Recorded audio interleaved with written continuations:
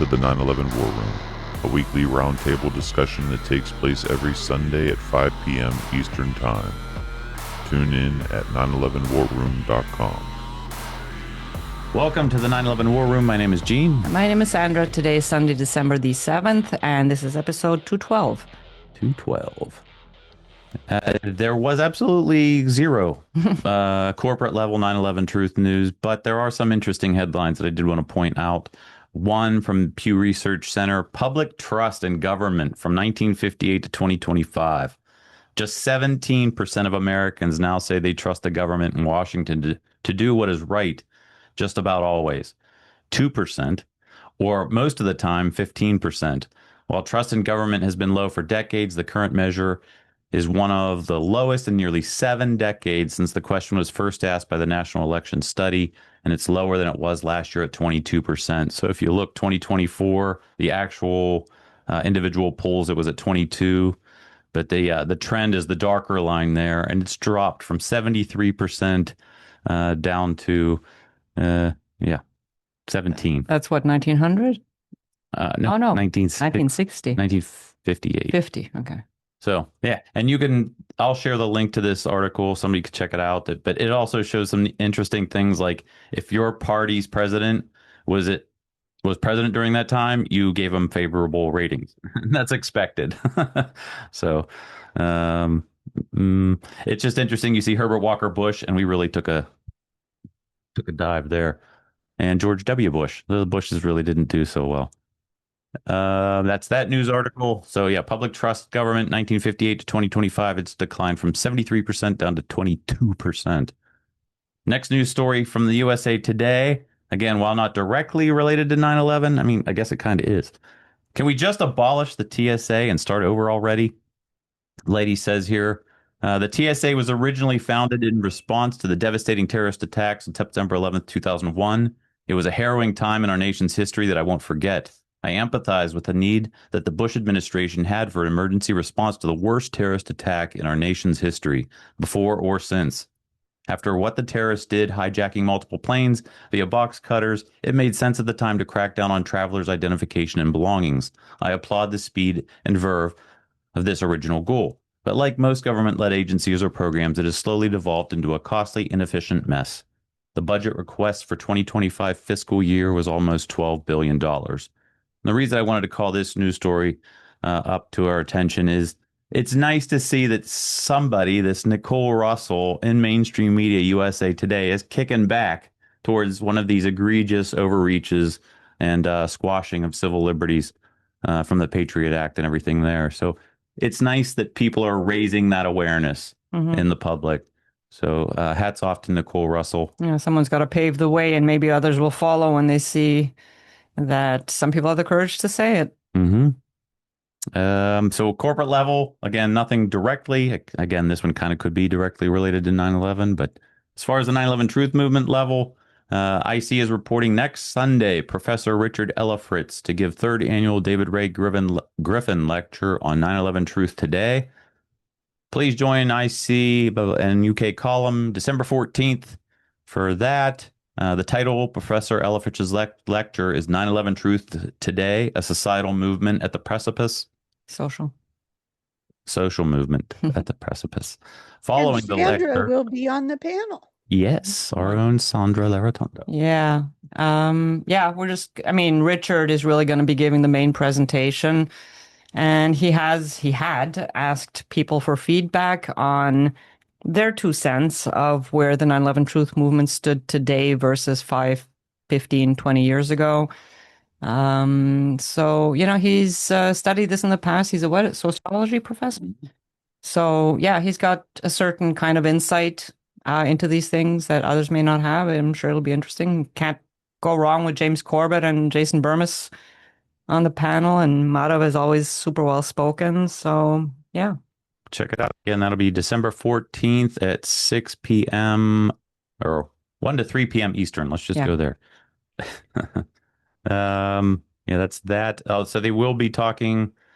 Let me finish what I was saying there. Following the lecture, Ellefritz will be joined by the prominent 9/11 Truth journalists and advocates Jason Bermas, James Corbett, Sandra Laratonda, and Madhava Setty, MD, for what promises to be a lively roundtable discussion. The event will begin with Ted recapping highlights from 2025, followed by a brief update from Matt Campbell, whose effort to secure a new inquest into the death of his brother Jeff on 9/11 will be going before the UK Supreme Court next year. Should probably mention that he made the goal. Yes, he did, and he exceeded it, and now they're using the monies that they get on top of that to now use for raising awareness and advertise or mark. I don't know what you want. For the next step, Yeah. also because that is going to be an insane amount of money that they're going to need. This $10,000 or $7,000, whatever it was, is going to be a spit in the bucket compared to what's coming at him. So, but he'll have more time to raise those funds. Yep. Also, can I make a comment on that? Oh yeah, go ahead, Barb. Yeah, I was intending to send a mass email to the lawyers committee list, which has tens of thousands, asking them to contribute to the crowdfund for Matt Campbell and his family, and that was just recently. And Ted Walter said, "Well, Barb, hold off on that." Because they've closed down that crowdfund because they not only made their goal, but they made more than their goal. And there's no easy way to contribute right now. And they don't really need any more right now. So I thought people should know that. Yeah, please, whatever you do, stop donating. Well, for the moment. For the moment. Yep. Next news story I have. We missed this a couple weeks ago. Erik Lawyer was on the Salt Cube Analytics podcast. I'm just going to play the intro. We haven't had a chance to watch this. Yeah, he kept it a secret from all of us. Yeah, the firefighters are talking, saying he did a really good job here. Here's the intro. I was brainwashed, to say the least. And I even looked at going into the military as a firefighter. Like several firefighters in my department in Seattle actually went back into the military or joined again. So I literally wanted to go fight. It was that angry. So I got hooked. This was Erik Lawyer, the founder of Firefighters for 9/11 Truth. What struck me most in this interview was his frank admission that at first he actually defended the mainstream narrative about what happened on this tragic day, but later, after his own investigation, changed his outlook on what really took place. This interview has been taken a little while back, but has lost nothing of its urgent message. It fits perfectly with my recent discussion with Dr. Piers Robinson and the Swiss historian Dr. Daniele Ganser, who said, and I quote, "I want to explain that there are strategic thinkers who say I'll sacrifice 1,000 or 2,000 people of my own we got nothing here. to make everybody no video, no sound." Did anybody else hear anything? See anything? Yes, everything. Okay. It's working okay for me. I heard it fine. Okay, thank you. So, yeah, check that out. Again, his name is Thomas. Oops, I got things backwards here. We'll get to Craig in a second. Qatar. Thomas Karat. He runs, again, Salt Cube Analytics. If you go to his YouTube page, which I'll put in the show note links, they use, I don't know why I used a picture of Erik Lawyer that doesn't look anything like Erik Lawyer, but it's on there. The Piers Robinson interview is there, and further down you can find Daniela Ganser. So very intellectual discussion. I'm going to check that out here soon. I'm guessing he's German or Swiss because he sounds like Arnold Schwarzenegger. And he does have his Substack. I want to see this, like how to analyze headlines. Most people never move past the headline, and that's precisely where the cognitive framing begins. So I love it. He's a deep thinker, so we'll be checking that out.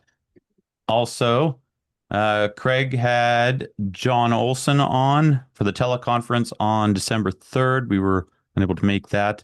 But Craig or John, if you'd like to just give a little summary on how that went. Is John here? He's muted. He's getting there. There you go. Okay. Okay, yeah. Go ahead, I was John. very happy with how it went. I gave what I thought was some startling information, and people were a little prepped for it from what I had said. But I'll just, rather than talk about how I did, I'll let Craig take it from there. Yeah, I thought you did great, John, and I thought it was very, very interesting. It's a subject I heard a little bit about from a gentleman that people might know named Ken O'Keefe, who I remember interviewing him about 9/11 a few years ago, and he was part of the flotilla that went to Gaza in like about 10 years ago. But he was I think he lived in Hawaii. I don't know if he still does, but he What's the talked name? about the history of it too. What's the name again? Ken O'Keefe. Oh, okay. Yeah, I think I know of him. I don't know him personally. Oh, I yeah. know. Yeah. Yeah. So anyway, yeah, so it was a very good it So was a very good maybe, presentation and interesting discussion that came from it, I think. And maybe you can post a link for those who on here who might want yeah, to I see haven't it. got the video up yet, but I hope to get that up tonight. Okay. So Okay. Excellent. I was having a little I had to shed a lot of stuff from my hard drive. My computer was like it was so full. It was the hard drive was so full that when I tried to delete things, it said you don't have enough space to delete things. So I didn't even know that. I didn't even know that was a thing. But That's called constipation. apparently, yeah. So There'll be hopefully I'll get that up as All quickly right. as possible. And there was a little discussion about the whole AE controversy Yeah. that Yeah. took place after that too. So Mhm. All right. We look Could you at tell us what the topic was, John? For those who don't know. Yes. What I did was present my document, not the documentation is from the Hawaiian scholar activists themselves.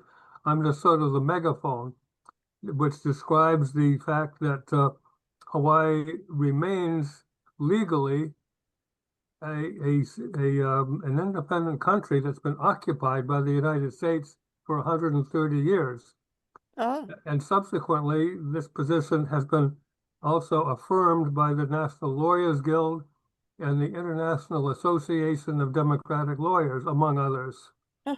This is a big issue in Hawaii. I mean, this is widely known. Tens of thousands of people are aware of it, maybe not to this depth, but they're definitely aware that something smells terrible on the so-called acquisition of Hawaii.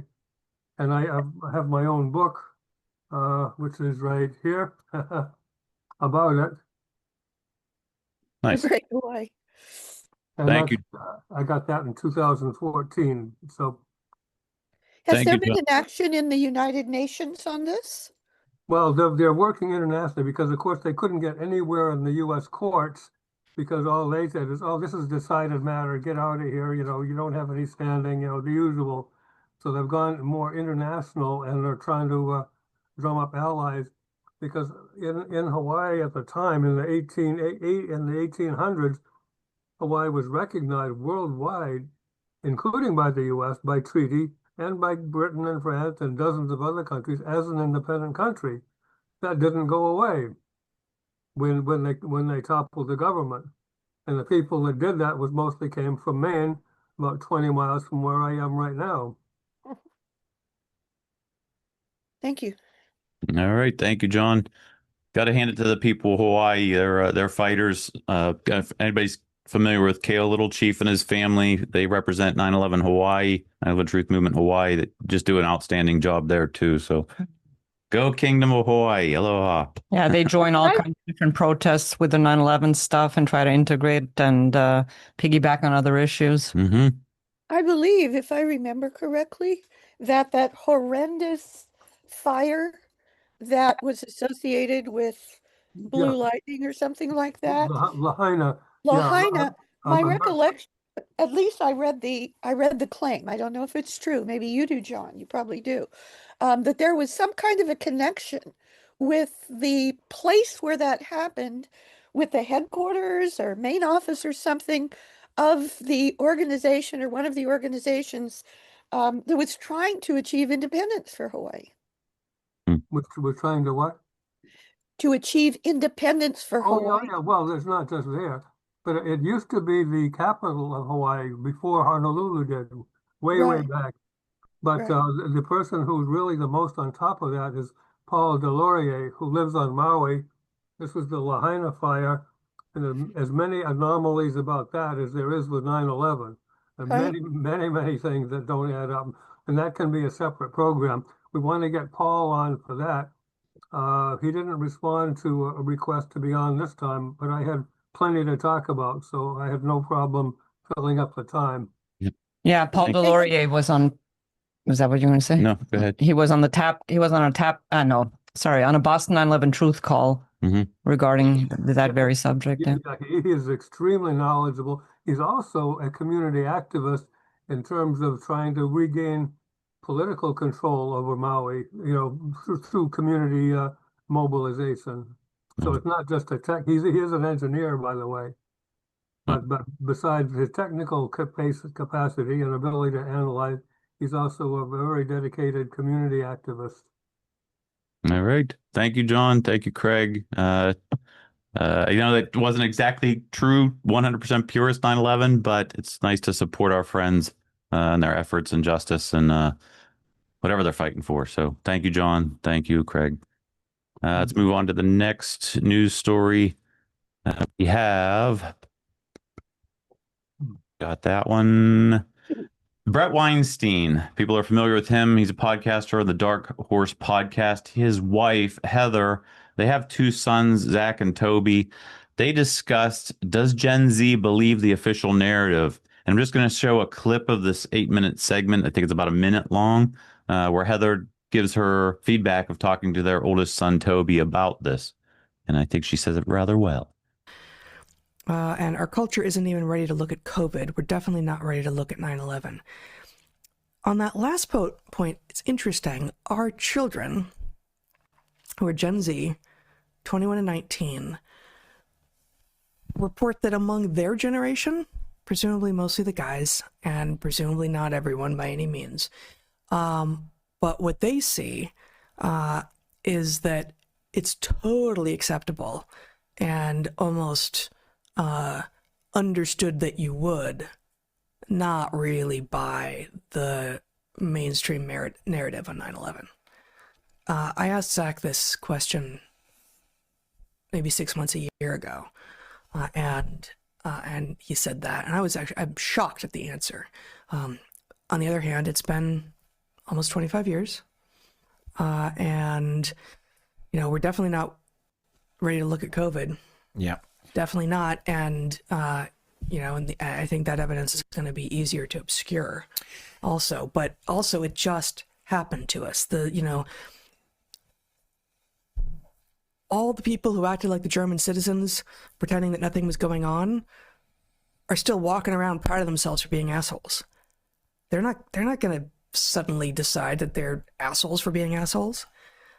Whereas having believed something that unified us as a country for at least a few weeks, if not months, and having that turn out to not be what it appears as the players get older and die is something that I think can happen, and apparently at least reported by a couple of Gen Zs in at least some corners of that generation. People are like, yeah, of course. Obviously, I don't know what happened, but it wasn't what they said happened. Check that out when you get a chance. Again, I'll put the link. You can go to it directly right now if you just go to Dark Horse Podcast on X. For what it's worth, go ahead. Yeah. I just had a discussion with my son Noah, who's 24, and I told my kids a long time ago what I was involved with. I explained it at the time, and he brought it up out of seemingly nowhere. And he says, you remember that time when I was a kid and you were telling me about the 9/11 stuff? And he was maybe a teenager then, early teens. And he said, go ahead. 5:20. Finish your thought. No, why don't you go? All right. Let's just she'll finish her thought in a second. But it is 5:20. It's the time when Building 7 fell. We use this as an opportunity to say a quick prayer for 9/11 justice. So if you guys would just join me for a quick minute. Lord, just come to you right now. I thank you again for all these hearts and minds that continue to push for 9/11 truth and whatever avenue they see resonates with them. I just pray that doors would be opened, that voices would echo these truths, and we would see justice in our lifetime. I just pray for blessings and protection on everyone here. In your name I pray. Amen. Amen. Thank you, everybody. Yeah, so basically the short of it was that he said, you remember when you were talking about all this? He goes, at the time, he goes, I'm thinking, I was listening to you, but I was thinking, what government could possibly, consider offing, a couple thousand of their own people?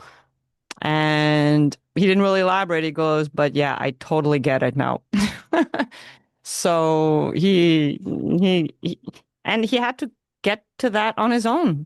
And it didn't matter what I said at the time. When he was 8 years old, 9 something, he had asked me about it, and I had explained it to him at the time, and he said, Mom, I believe you. And I said, no, I don't want you to believe me. I don't want you to take my word for it. I raised you to think and question things. I would rather you go out and do your own research and come to your own conclusions, which are going to be self-evident anyway. But we come down hard on people who raise their kids with propaganda, things from the narrative, but we shouldn't do it either. We shouldn't do it. We should teach our kids to get to these answers. And there he is. There he's gotten to that answer all by himself without any meddling on my part. So with that, let's open the table. Does anybody else have any new 9/11 news or anything they want to talk about? Yep. Anything else on your 9/11 minds and hearts? Go ahead, Barbara. Yeah. Maybe I'm behind the curve a week, but I don't believe I heard you mention the Bret Weinstein interview with Richard Gage. Was that last week that you covered that? Oh, yeah. Yeah, we definitely covered that. Yep. Okay. And then the other question is, I think just the other day, maybe it was yesterday or something, I started watching. I got about halfway through. Was the retrospective about the DC 9/11 event with Richard Gage and Madhava and Ted Walter and Pierce Robinson. Did you cover that last week? Well, what you're referring to is that I believe Ted is putting together a website, Turning the Tide website, which is going to obviously reflect on the last conference. There's a gallery with all the pictures. Obviously, every talk is featured segment by segment, not before where you had to go directly to the place where it starts in the big 18-hour video. And so it'll be a reflection of that conference, but it's also going to serve as a launch pad for 2026, the next event that we're already basically in preparation for, as we're having discussions about, what it looks like and, who we'd like to invite and so on. Okay. So that'll be that, but he hasn't officially shared it yet, I don't think. Okay, so I think what you're saying is that video is on the draft site that I've seen. Yes, what he shared with us was the draft site. It's the working website. And that's where that interview is? Which interview specifically? Well, not interview, it's the wrong word. It's a clip that that was done when Richard Gage still believed he'd just been brought back as CEO in A&E. Right. Is that on that draft website? No, he has that available on the IC's website, and we covered that a couple weeks ago. Ted on Redacted, you mean? No. Richard and Madhava and Richard. Oh, that, yes. Okay. But did we cover Ted on Redacted? You covered that last week, I guess. Maybe I missed it. I'm not sure if we covered Ted on Redacted, actually. Okay, well, anyway, that's important for people to see. It is. I'll find it if we didn't report on it last week. I think we did, but if we didn't, I'll find it. I think it's excellent. It's a retrospective, it's and also prospective of where we're going, very positive, and a retrospective about the event. Yeah.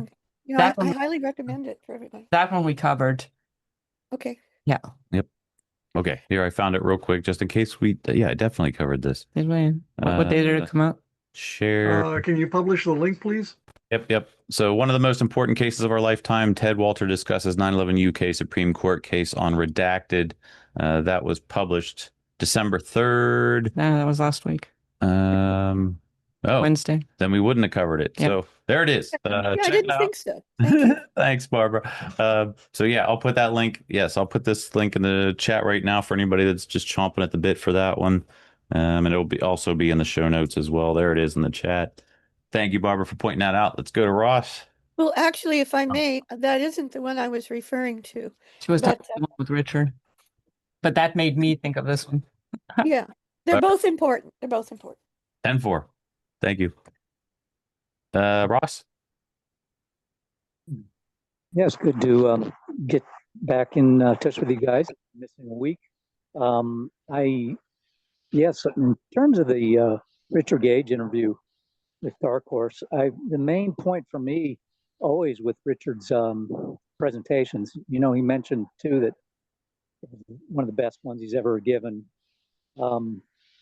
And I wish he was here tonight, so we won't talk too much about it. But the key upshot and the most important part for me in his presentation is always when he starts talking about the Twin Towers. And I think what's the most important thing about him, what he says, or for him, is the evidence from the Niels Harrit and dust sample analysis and all those different papers that have been done is that 6%, he always says, and it is true that it's written in there in those reports, 6% it's by weight, I believe.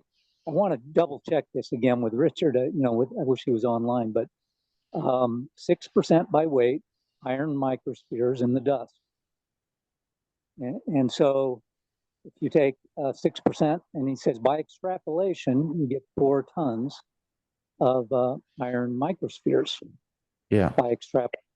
And so that means, for me, by extrapolation, simply means it's a division problem.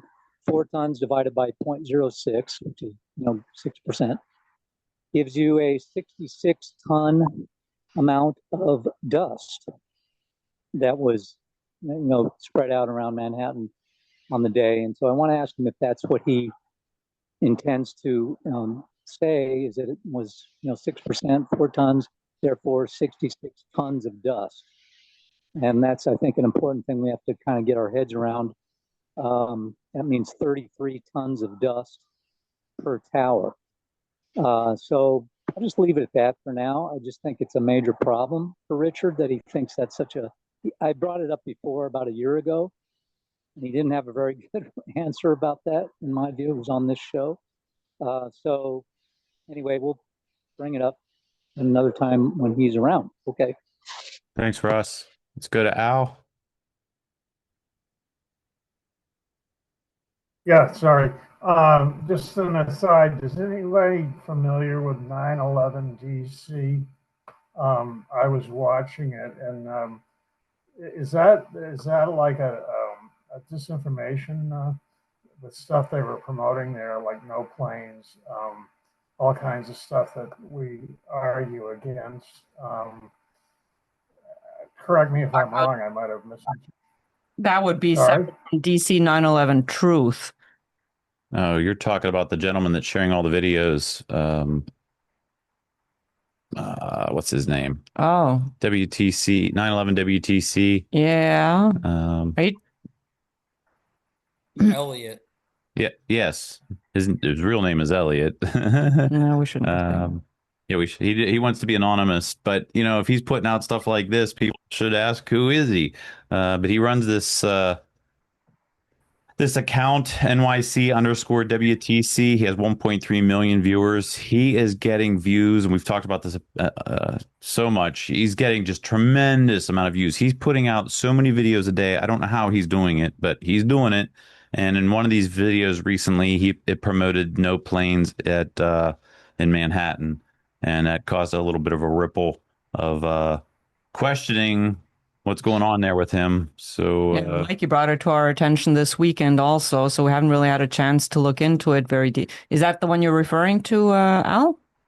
I think it is. Yeah. I mean, it just didn't square with anything. Yeah. What we talked about or have investigated. Yeah. I mean, it sounded like a total disinformation site and I thought, what the hell is it? And Well, who is this? What platform is that on, if I might ask, please? That is Instagram. Yeah, I know, Bob, we Instagram. come off completely opposite on this, but yeah, that is what it is. But what is interesting about it is, like Gene said, this guy has amassed an insane amount of followers. He has put out nothing but solid stuff, like from all the sources, all go-to sources, the experts speak out movies and all of Richard's stuff, like everything that has ever stood. He put that out for the longest time. And then he comes up with this, which personally has me questioning if he could be one of those that, has this momentum going for him. And just when he has like 1 million followers, he starts shifting gears to change people's minds about certain things. And it's odd to say the least. And I guess we'll have to see what he comes up with in the next few videos, because we'll see if there's a trend. Yep. Thank you. I'd just like to interject that you don't know that he has all these followers. They could be bots. Yeah. This guy could be an AI bot.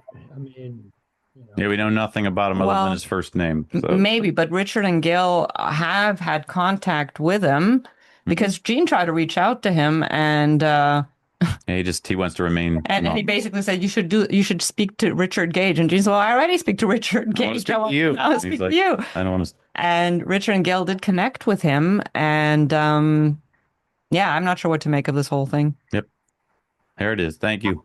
Go to Carl. Oh, hold on. A question on that last, if I could.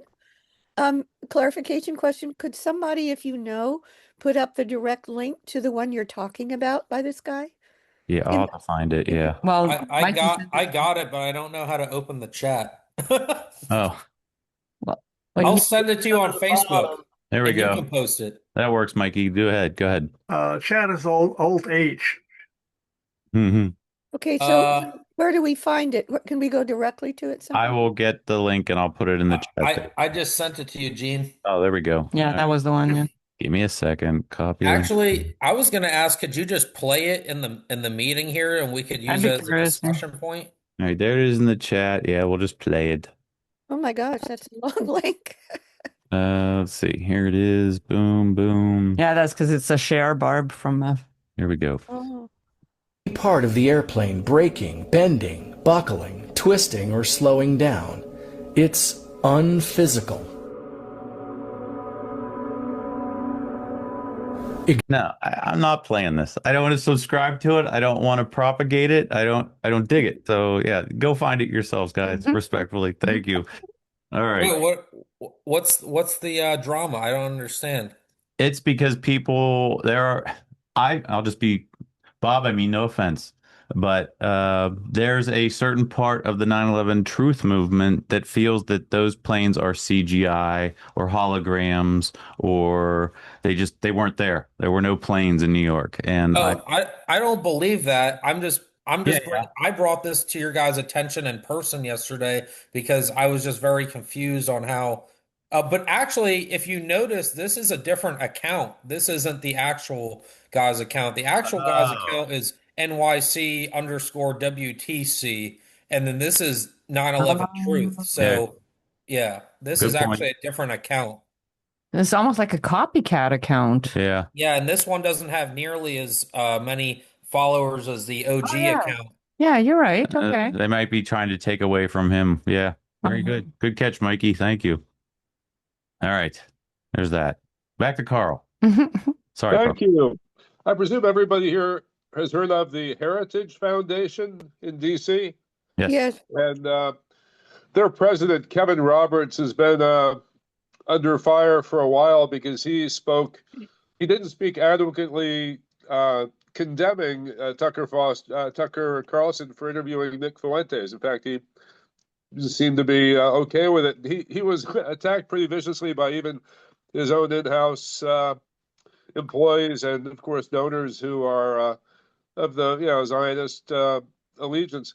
Now, yesterday, I happened to belong for a minor donation, really, to their President's Club, and on Friday, they held all-day meetings, starting with a breakfast for some of us at 10 a.m. And I was able to, actually, I have intermittently during the day, I wore my USS Liberty hat, which proved interesting. There will not be probably public videos of the various meetings and the main conference event, but one of the panelists sort of quote, and I apologize for this, I use the word triggered me when he spoke about the Iranian nuclear threat.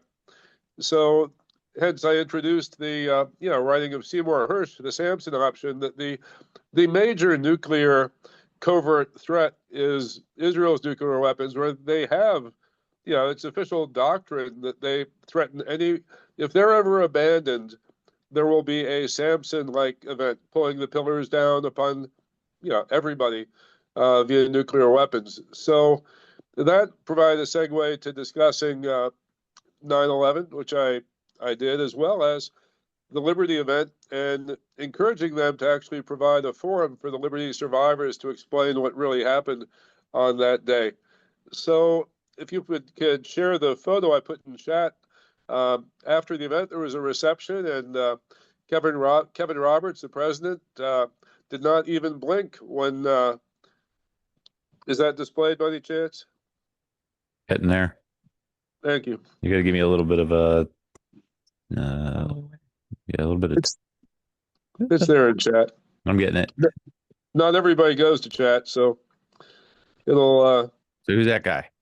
That is Kevin Roberts, president of the Heritage Foundation, and he did not even blink when I asked if he would mind a selfie with me wearing my USS Liberty Survivors nice hat.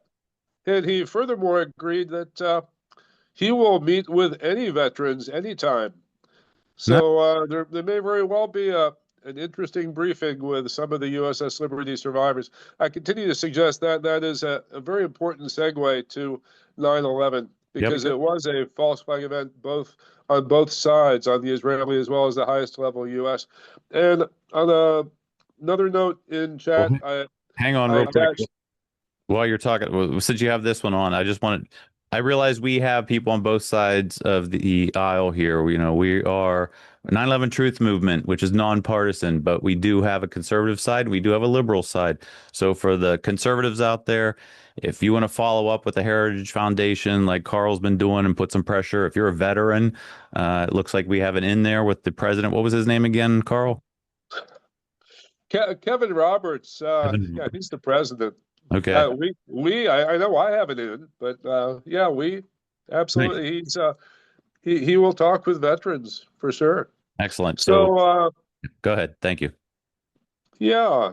I had submitted a FOIA to NSA regarding the use of wireless spectrum for detonation of explosives on 9/11, both in the WTC area as well as Pentagon. And of course, they issued their quote Glomar denial, neither confirm nor deny. And actually, Grok AI was very helpful in turning up even a lot of relevant case law and prior NSA disclosures about wireless activity on 9/11 that greatly facilitated filing an appeal, which they now have. And as I understand, the process now is they will probably deny this, and there's one more level of appeal, and then one can litigate if it proves worthwhile. But at least it's documented, and it was educational just going through the process so far. Nice job. Yeah, if anybody wants to file a FOIA, I have filed a couple myself. You could. It depends on the organization you need to go through, but if you want to file one against the FBI, I think it's eFOIA. You could just Google it, eFOIA, and it's literally an easy process. It takes 5-10 minutes, and when they ask for a fee, Dave Cole had told me just put $25. I've never to date of the several handful of FOIAs that I've asked had to honor and paying that amount of money. Until this last one that I put through, now they want $28,000 for the 100 videos within 1 mile of the Pentagon the morning of 9/11. Yeah, that's not for you should do a fundraiser for the 28,000. That's worth it. Yeah, it would be if it was a guarantee. Yeah, they might just they'll move the line again once we do that. But yeah, not necessarily. When they ask for money, they have to deliver. But the NSA FOIAs are very easy to file.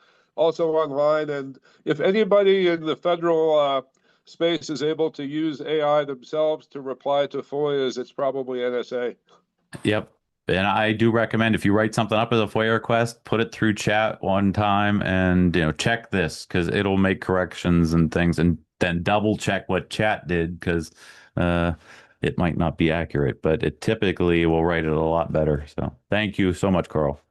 Let's go to David Campbell. Greetings. I'll stay off video to not tempt fate. I'm driving. Okay. Thank you both and all. This is a news story going back to last Sunday. So it was the November 30th.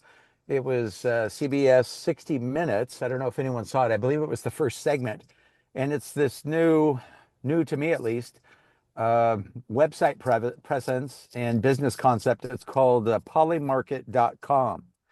And to me, it harkens back to shortly after 9/11 with TIA, the Total Information Awareness. And there was a move in equities markets to try to tap kind of like global intelligence to kind of flesh out future terrorist threats. But the 9/11 tie-in is, it's basically people, would-be investors come up with the question. And the question posed was 9/11 an inside job? And it rates each question with a probability. And the probability assigned to that was only 1% of those responding thought that 9/11 was an inside job. But that might be worth a look. And again, harkening back to TIA and some of those other market type forces, I thought it was an interesting concept. Thank you for that report. That's a good news tip. So you're saying that's in this presentation here. At some point, they talk about that. Yeah, if you go to polymarket.com, you should be able to query that specific question that's been asked. And maybe it's formulated in more than one way. That could be interesting too. But the specific question asked was or is 9/11 an inside job? Let's see. 9/11 inside job, Parliament. There it is. Boom. 1%. Wow. All right. We're going to have to look into this more. Interesting. Yeah. Yeah, thank you. I'll put this in the chat for anybody right now that wants to look into that.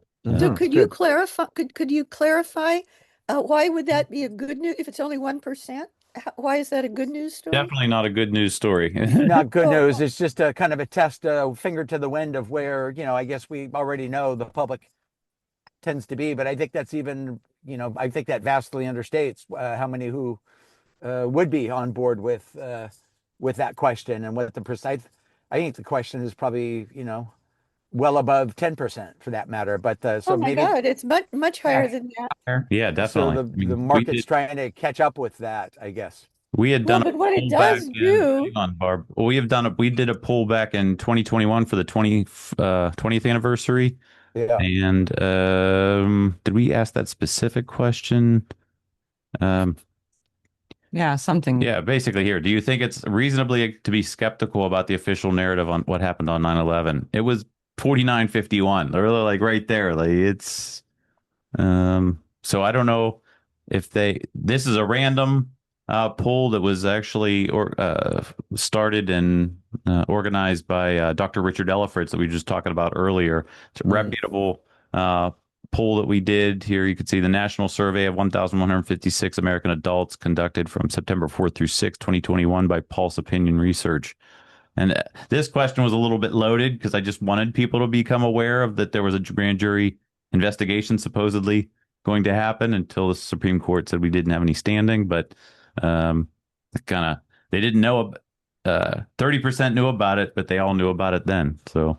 Well, it is interesting how the question gets framed. Of course, there's the LEHOP and MEHOP, and the MEHOP is basic, basic differing camps. But there are probably 5 or 10 different ways to frame the question. You'd probably get different outcomes with each question phrased. Yep. Yeah, and there's that question on the left there. What do you personally believe to have caused the collapse of 7? Right. You can see that it's. They were hugging the official narrative. Yeah, but I mean the stats are in our favor, and they keep going up. So but that's funny because the other question is: are you aware that a third skyscraper fell? 52% yes. Yeah, out of those who said yes, the question was, "What do you believe caused it?" Yeah. Yeah. Yeah, part of controlled opposition is actually running or posting bogus survey results that discourage anyone who might still be pursuing truth from continuing their efforts. Right. And I discourage anyone from using the term inside job, because that sort of is simplistic and a bit childish, and it precludes the notion that things happen cooperatively between, like the Five Eye intelligence entities and, foreign and domestic. So the key question that, as I'll often say, is there a chance you believe that 9/11 was false flag terrorism? Oh, sorry. I looked up who's Polymarket owned by. Other notable investors include Founder Fund, led by Peter Thiel. If anybody knows who Peter Thiel is, Palantir, that's not a good thing. The next one is backed by Donald Trump. Junior. Oh, Junior. And Ethereum founder. Anyway, all right, sorry.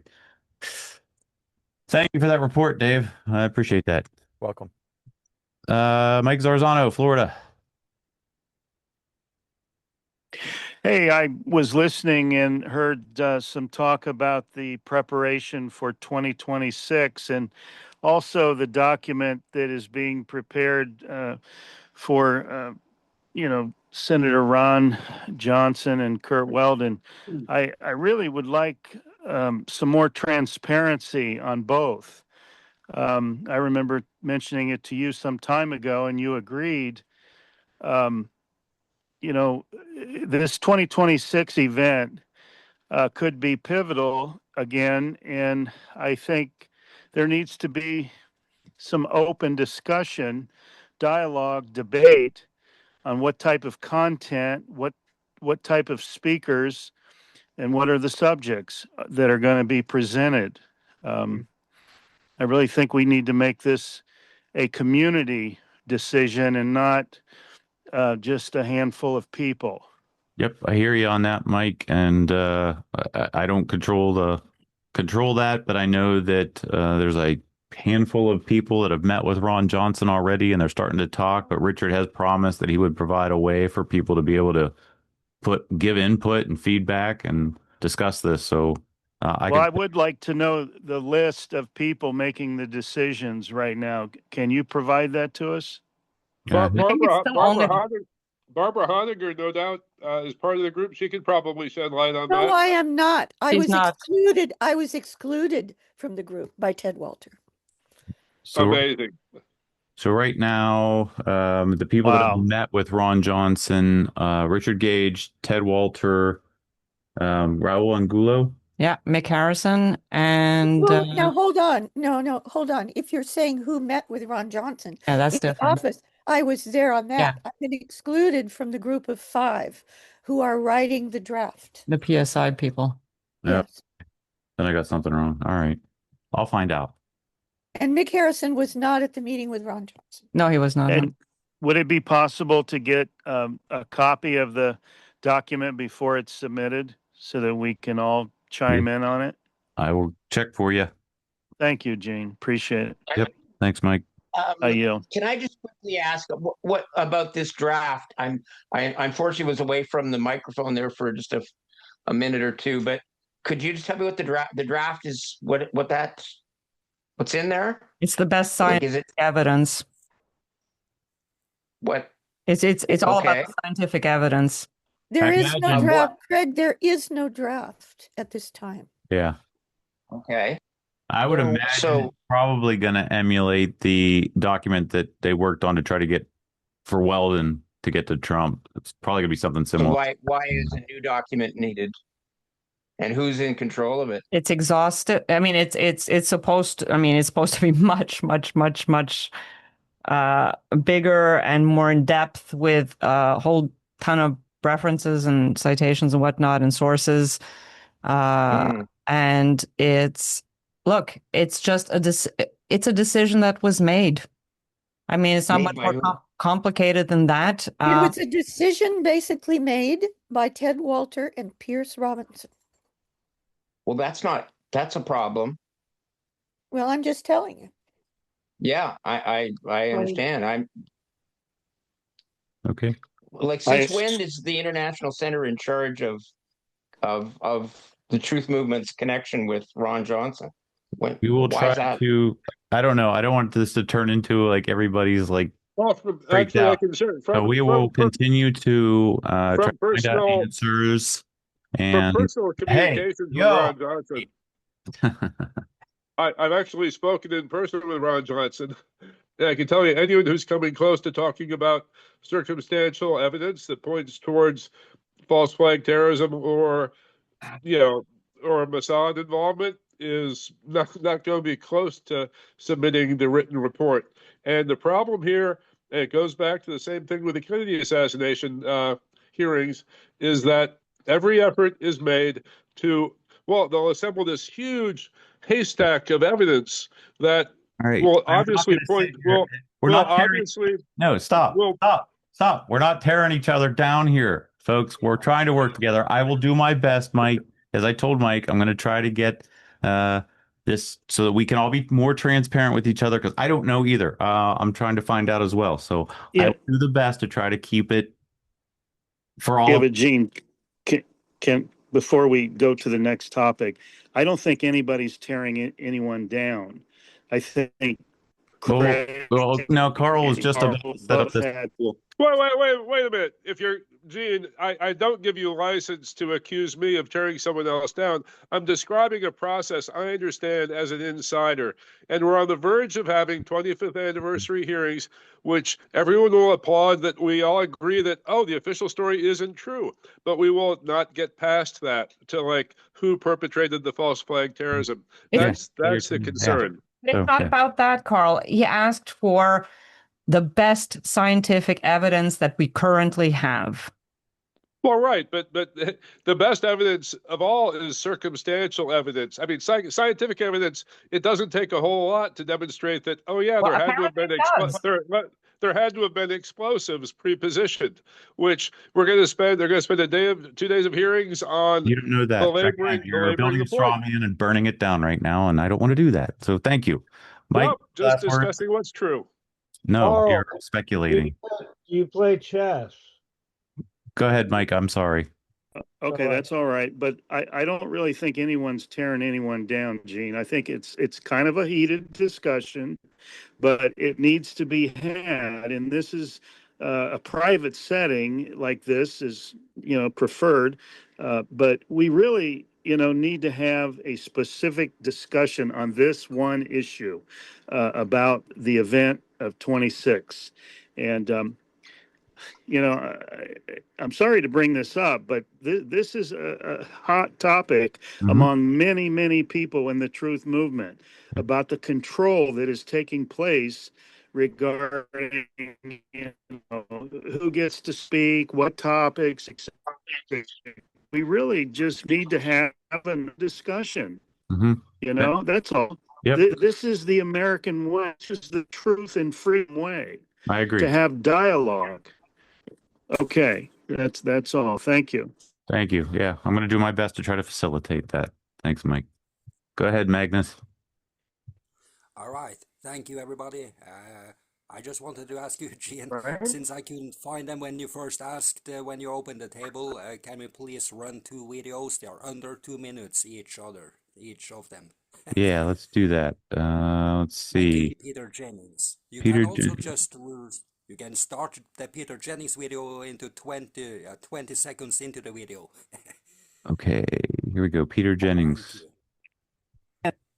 Wait, 20 seconds into this one, you're saying? Yeah. Okay, here we go. This is what it looked like when one of the trade towers just appeared to either peel away or collapse on itself, but from top to bottom, 110 stories. To the bottom, first one, the southern tower, tower 1 or tower 2, it doesn't matter what, just one tower and then the other. And we don't see the video. It's not on the screen. The cops picked up very quickly. Sorry, I forgot to hit share. I was so good at that for a second. Nope. All right, thank you. Sorry about that. Here we go. Try it again. This is what it looked like when one of the trade towers just appeared to either peel away or collapse on itself, but from top to bottom, 110 stories. To the bottom, first one, the southern tower, tower 1 or tower 2, it doesn't matter what, just one tower and then the other. and then the other tower sometime later, which John Miller said the cops picked up very quickly was looking weak and bending or leaning in one particular direction, indicating that when those two aircraft, one hitting one tower, the other hitting another, had gone straight into those towers with such force that even at the midpoint of the building, or in that case 2/3 up, something had happened to so totally weaken the infrastructure that this was like peeling a banana, except that it was full of people, or had many, many people in it. Thank you, Gene. I think we have. There we go. It definitely swayed and twisted. We saw it sway and twist. And I don't know, Jack Skilling and Frank DiMartini all say that it was built to withstand not only one, but multiple impact plane. They even said that you could take out 3 sides or 2 sides in a corner and it would still stand. So I don't know. Peter Jennings talking out of his butt there. What was the other one there, Magnus? Yeah, Aaron Brown, actually. I haven't seen it before. Full All right. video, please. Here we go. It's under 2 minutes. Thank you. About a half an hour after that, the first of that tower that is now you see in flame there in your shot collapsed. The top collapsed. And there was an enormous, I don't want to say explosion, but there was an enormous plume of smoke, sparks, as we looked over from where we're standing. And then a little bit after that, and I want to be careful on time because it seemed perhaps 10 or so minutes, but I'm not sure. The second tower, which in fact was the first one hit, collapsed as well, and that's what you're about to see. Our reporters in the area say they heard loud noises when that happened. It is unclear to them and to us whether those were explosions going on in the building or if that was simply the sound of the collapse of the buildings as they collapsed, making these huge noises. Thank you, Magnus. Appreciate. Magnus, could you put the direct links in the chat for those two? I think the first one especially is very important. Yes, they are there. Oh, they're there? Yes. They are? Where at the bottom? Scroll up and you'll see Magnus's name, and he has one Peter Jennings. Okay. They've been up there a while, I guess. Okay. Bob. Oh, that was left up from before. I shouldn't have that. Sorry. All good. Back to Craig. Collapsed upon itself. Yeah, I want to return to this. Hang I on, hope you can hear me well. My mic is kind of a anyway. It's an open I want to mic. return to this topic of the Ron Hello? Johnson thing. Check. Hang on. Somebody has an open mic. Somebody's playing the Peter Jennings video. But this is what it looked like when one of the trade towers just. Hello? Anybody? Oh, wait. Is it me? No, it's not me. Okay, they got it. It was Mike. All right, go ahead. I'm sorry, Craig. Okay, yeah, I just want to return to this It's Ron still Johnson thing happening. again. It's still happening. All right, we're good now. That was you. It's you, Barb. Let's just stay muted. Okay, go ahead, Craig. Okay.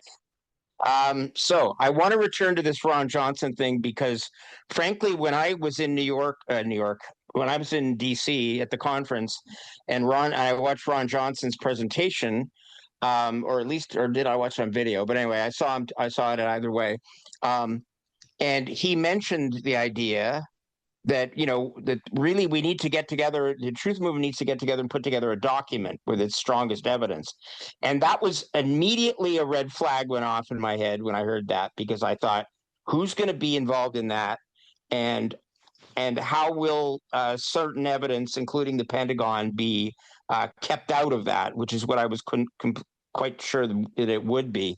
And now that I'm hearing that a document is already being worked on, and it is being worked on by Ted Walter and Piers Robinson, the alarm bells are going off very loudly in my head right now. They don't I don't know who appointed them, the controllers of what evidence we put forward to Ron Johnson, but I'm quite sure that I am not going to be happy with what they come up with, or what they leave out, at least. I'm sure that they will, that Well, I just don't see why they're doing it at all without more input, more involvement from others. I mean, when we did that other document for Kurt Weldon, I mean, there was a whole big crew involved in that. There was a Zoom call, where people, were able to give comments on every little item in the thing. And a lot of those items, a lot of those comments from that Zoom call ended up leading to changes in the final edit of the document. And the idea that first of all, I know full well the Pentagon will not be in that document if it's left up to Ted Walter and Piers Robinson. I know that. We don't know that's not even debatable. There's no way they're going to put any Pentagon evidence in that document. I don't think you know that. Yeah, we don't know that. Well, if it's only them controlling it, Barb, who's gonna? They invited you to DC. We don't know. It's not going to be part of that. And I would hope that it would be part of that. So let's not. Well, they didn't invite me to DC, Gene. Oh yeah, they paid for your room and board. Yeah. Wait a minute now. Wait. Ted Walter and Piers Robinson did not invite me to DC. Okay. In fact, I would. Come on, guys. Okay, let's not get into who paid for who. That is. I mean, what's that got to do with anything? What has that got to do with it? We wanted you there. Not me. I mean, I did.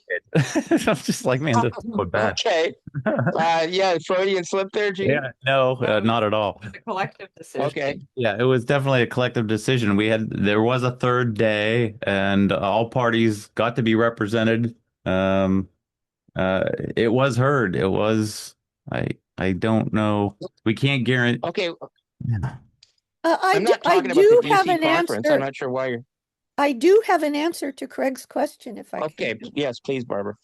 Okay, so I was involved in this process until I was not allowed to be in the decision-making group of 5. Okay, and that was despite the fact that the Lawyers Committee unanimously voted that I would be the representative, and then I was blocked, and therefore the Lawyers Committee was blocked. So that's very interesting. But I can tell you that while I was in the process at the beginning, I can tell you that the documents, the kind of planning documents that at that point were shared with me, make it very clear that at some point they do intend to open the process to feedback from the movement, but of course only when they've written the draft. So you've kind of got the cart before the horse there. You should not assume that this won't be opened to legitimate voices in the movement giving specific feedback. Yeah. I don't think I said that there would be no opportunity for feedback, Barbara. I would hope there would be, but what I said was I don't think it should be up to Ted and Piers to sort of determine. I don't think that the process. I mean, once a draft is done, there's going to be very limited, I would think, limited opportunity to make changes. I don't think they're going to completely bring in a whole new area of evidence that they don't put into the original draft. I can tell you, I believe you're correct that there probably would not be an opportunity to add major sections or topics. Yes. Right. So thus, hence my concern. Yeah. Well, so I'm very concerned about this because. Yeah. Let's move on. What's that? Let's move on. And it's not just Ted and Pierce. It's Richard, it's Raoul, it's Mick Harrison. The 5 of them are working on it together. They all have, something to add and to bring to the table. The 5 of them are specifically, as with the planning committee, you're looking for people who are getting things done. People who don't even have to have the biggest discussion about, well, are we going to talk about nanothermite? Are we going to talk about free fall? It's like those are all things that go without saying. Now, the more people you add to the mix, the more there's going to be discussion, the more it's going to be just the Pentagon preparation for the 24th anniversary ate up an insane amount of our time. just trying to get it right and getting the input from everybody and making sure everybody's happy and everybody had an opinion. And the last thing you need on these things is a lot of, dust and clouds and fog and all of that stuff, just because Dust and clouds and fog? How is it dust and clouds and how is it? add to the mix. Well, this is chaff and flares, is what it's called. Sandra, is Christopher Bolin's information excluded as being not relevant to the greater picture of what happened on 9/11? Is a group of five going to include Christopher Bolin's very rigorous Hey, investigation? everybody, here's a pinata. Let's all beat the shit out of it. All right. Let's not. I told you I'm going to try my best to make us all part of this thing. And I give you my word on that. I'm going to try my best that all of us in this room are going to have some input on this process. I give you my word on that. So let's. And we will. And you will. Right now. Okay. Thank you. We're moving on. Ross, what do you got?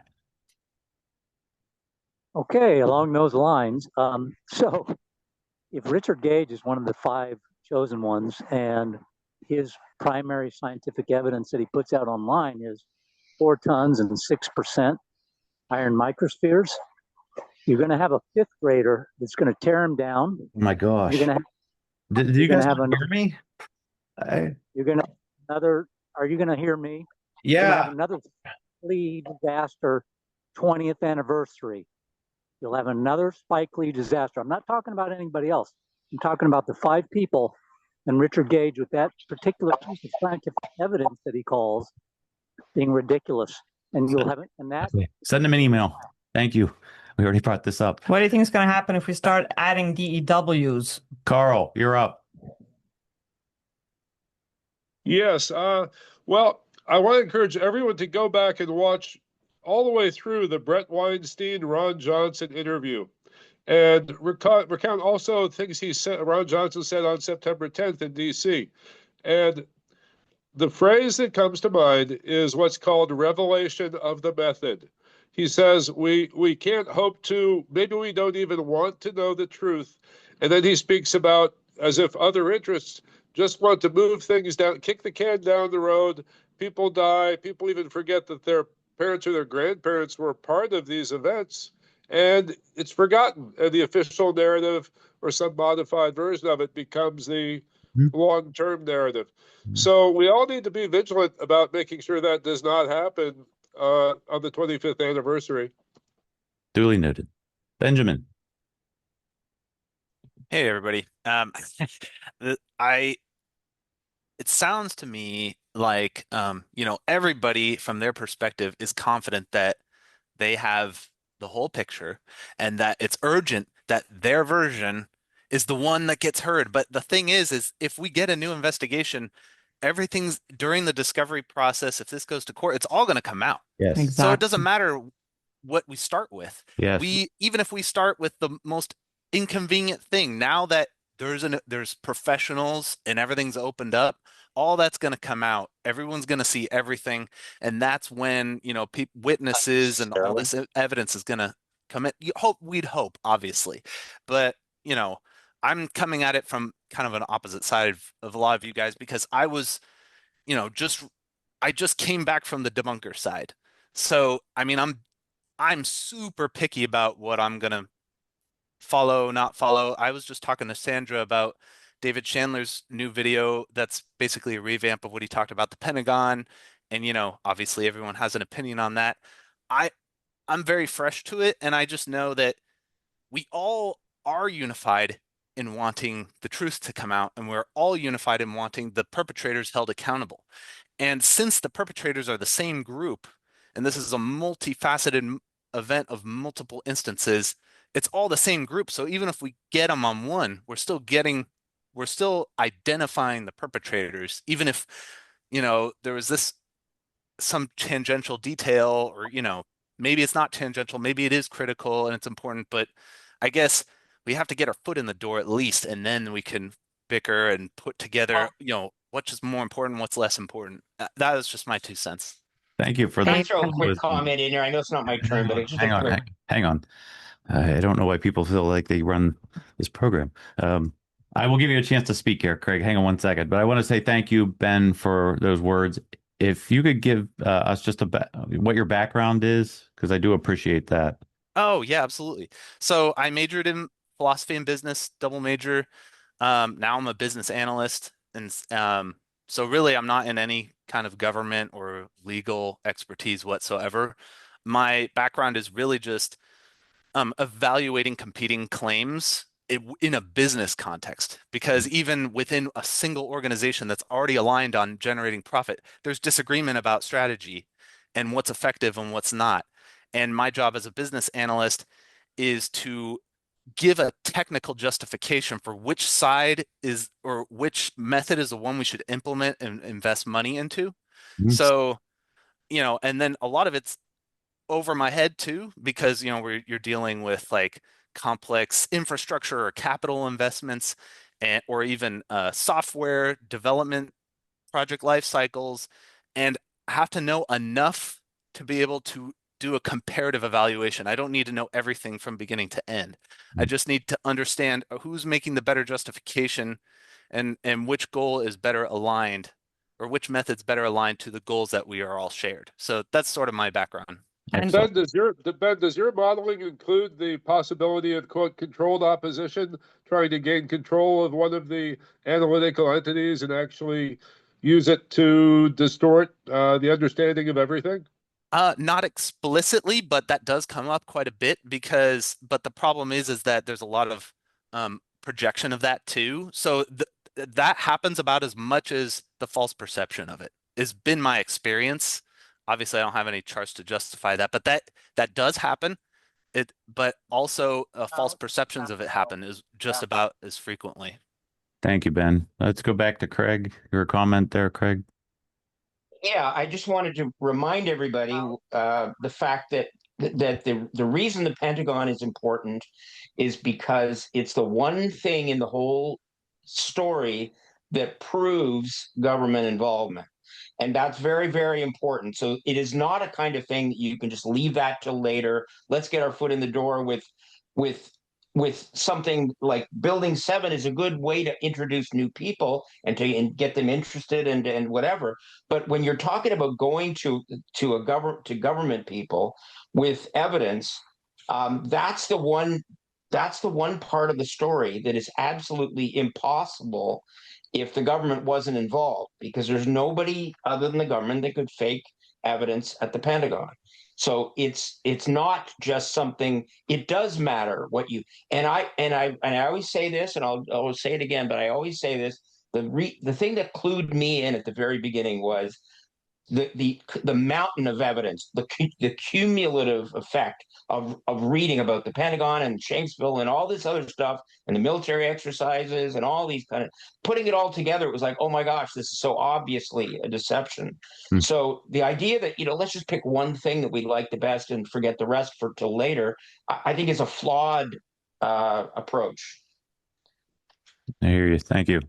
Thank you, Ben, too. Let's go to Mike, Florida. Yeah, I think the next event in 26 ought to be renamed Treason, Not Terrorism. That's where we need to go. We've been talking about these stinking buildings and the architecture and the structures for years. We need to shift gears and do some four-wheeling and take on the issue of treason. And by the way, this is not about who gets their topic covered. That's not the issue. Some of these topics that were covered in this last presentation on the 10, 12, and 11th were embarrassing. The public environment is not where we throw out and see what sticks. What we need to have in the public realm is what we know to be true. We don't need speculative theories. We need concrete evidence that is easily explained and received by the critical masses. And so this is why we need to have this debate. We don't need to lighten things up, as somebody said. We're tough, we're at war, and we need to act like men. We need to put on our big boy pants and act like men. It's that simple. Yeah, I agree. That's great. Excuse me, you don't have to be a man to be a warrior. Well, men have mostly been the leaders in history, so that's why I said men. Not all. All I right. never said all. No, but you believe it. And one sometimes has to not be a lawyer in order to get some of these things done. All right. It's not a gender thing. Thank you. Thanks, Mike. Let's go to. Thank you. Yep. Let's go to Ellie. Hey y'all. Again, Ben, I don't know where you came from, but don't leave. So Thank you. Let's say that. Let's say that again. So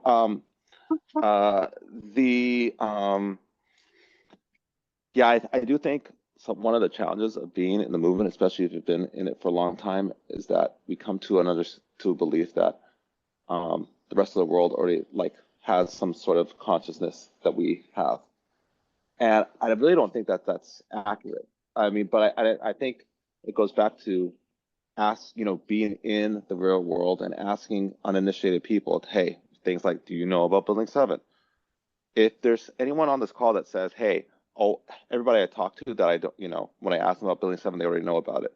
If that's your experience, I would love to hear about that, because for most people in my world, that's not their experience. True. And so if they don't even know that Building 7 exists, or they've never seen the video of it coming down, then how can we jump to treason? How can we jump to treason when they don't know the basic facts about 9/11? And again, we're not talking about the truth movement. We're talking about the regular people in your neighborhood, in your community that are not that you haven't discussed this before. So I would just say again, if you know, if you're in your community, everybody already knows about Building 7, then please speak up.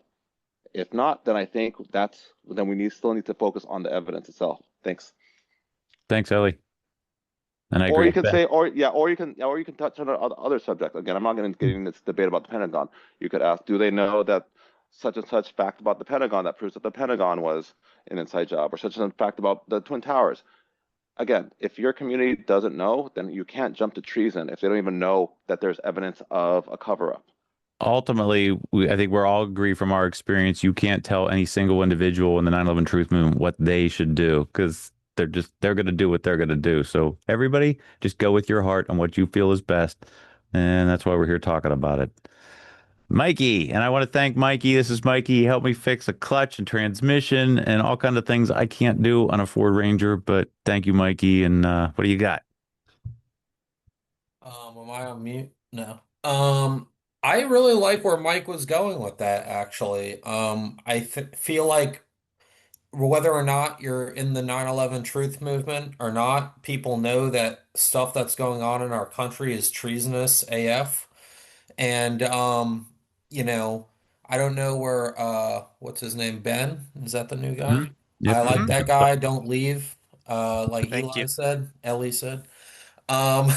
I just think we have a lot of people in this call that are very stuck in their ways, but I like how he's young and like me and not easily injured by what people say, which is good. Good trait to have in here.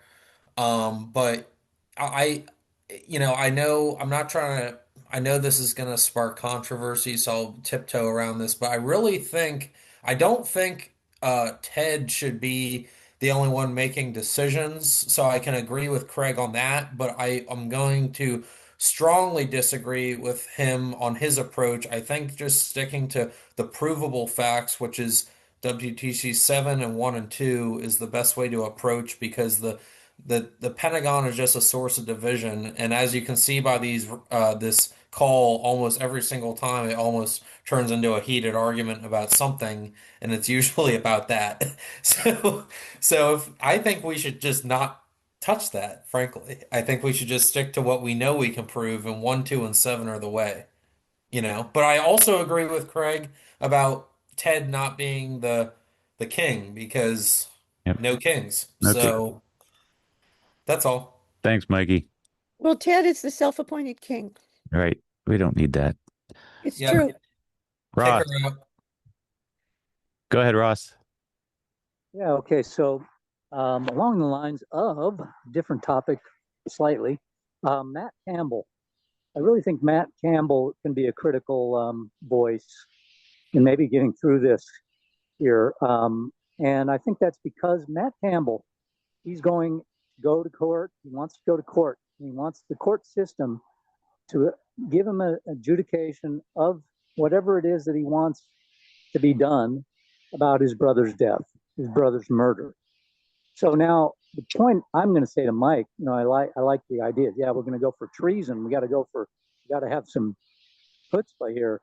But the point is, there's never been a legal system on the history of this planet that can handle 9/11. Okay, so what are you going to do? What is the UK going to do? What does Matt Campbell want to do? Does he want them to say, "Hey, United States, you have to convene what? I'm sorry. Now you have to convene an inquest." Yes. Well, no. When you shoot people in a line. Firing squad. The firing squad. So what are you going to do? You're going to have the United States. You can say, okay, now we know that there's a problem here. We need to do the treason route, and we need to have a firing squad, because that is what we're talking about. People want to skirt that issue, but you got to realize the reason there's cognitive dissonance is because people don't want to go there, and they know they have to go there under our legal system with this crime. We're not talking about stealing bubblegum here, okay? So let's realize what we're talking about. So let's not talk about that. Let's talk about cognitive resonance. We want a solution that's above and beyond the judicial system that exists today in the world, because we don't have a judicial system that can handle it appropriately without a firing squad. Okay, that's it. Thank you, Ross. There's some, okay, thank you. Carl? Yes, a few weeks ago, Ted Walter, I believe, was on this call, and 3 or 4 times he used the phrase fact pattern. And just to point out, I spent my career as a criminal investigator, federal special, U.S. Customs special agent. There are only 2 kinds of evidence that the federal courts recognize: direct and circumstantial.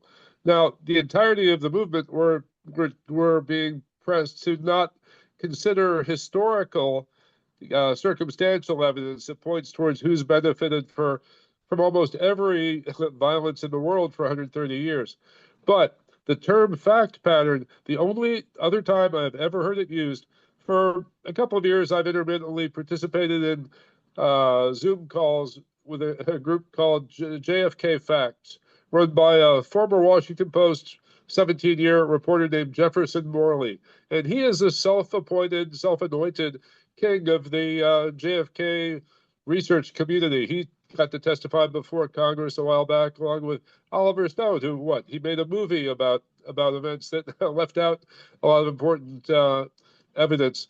But Jefferson Morley always goes back to the term fact pattern. And in my mind, Jefferson Morley has been Operation Mockingbird, in the media for those 17 years in the Washington Post, and continues that function. He's even sued CIA. It's like they're friends. They're like suing each other. Let's drag this out another 20 years, and by then, anyone who really cared about what happened to JFK will be gone. So again, I will challenge Ted Walter to never again use the term fact pattern. Okay, telling people what to do and basically essentially trying to call him out as controlled opposition. That was a whole The term fact pattern is not a legitimate investigative concept. Okay. He used the phrase, and you weave this whole long story to come back to try to down him. Because circumstantial evidence. I'm done with this. I'm telling you, I'm done with this. Please stop doing this.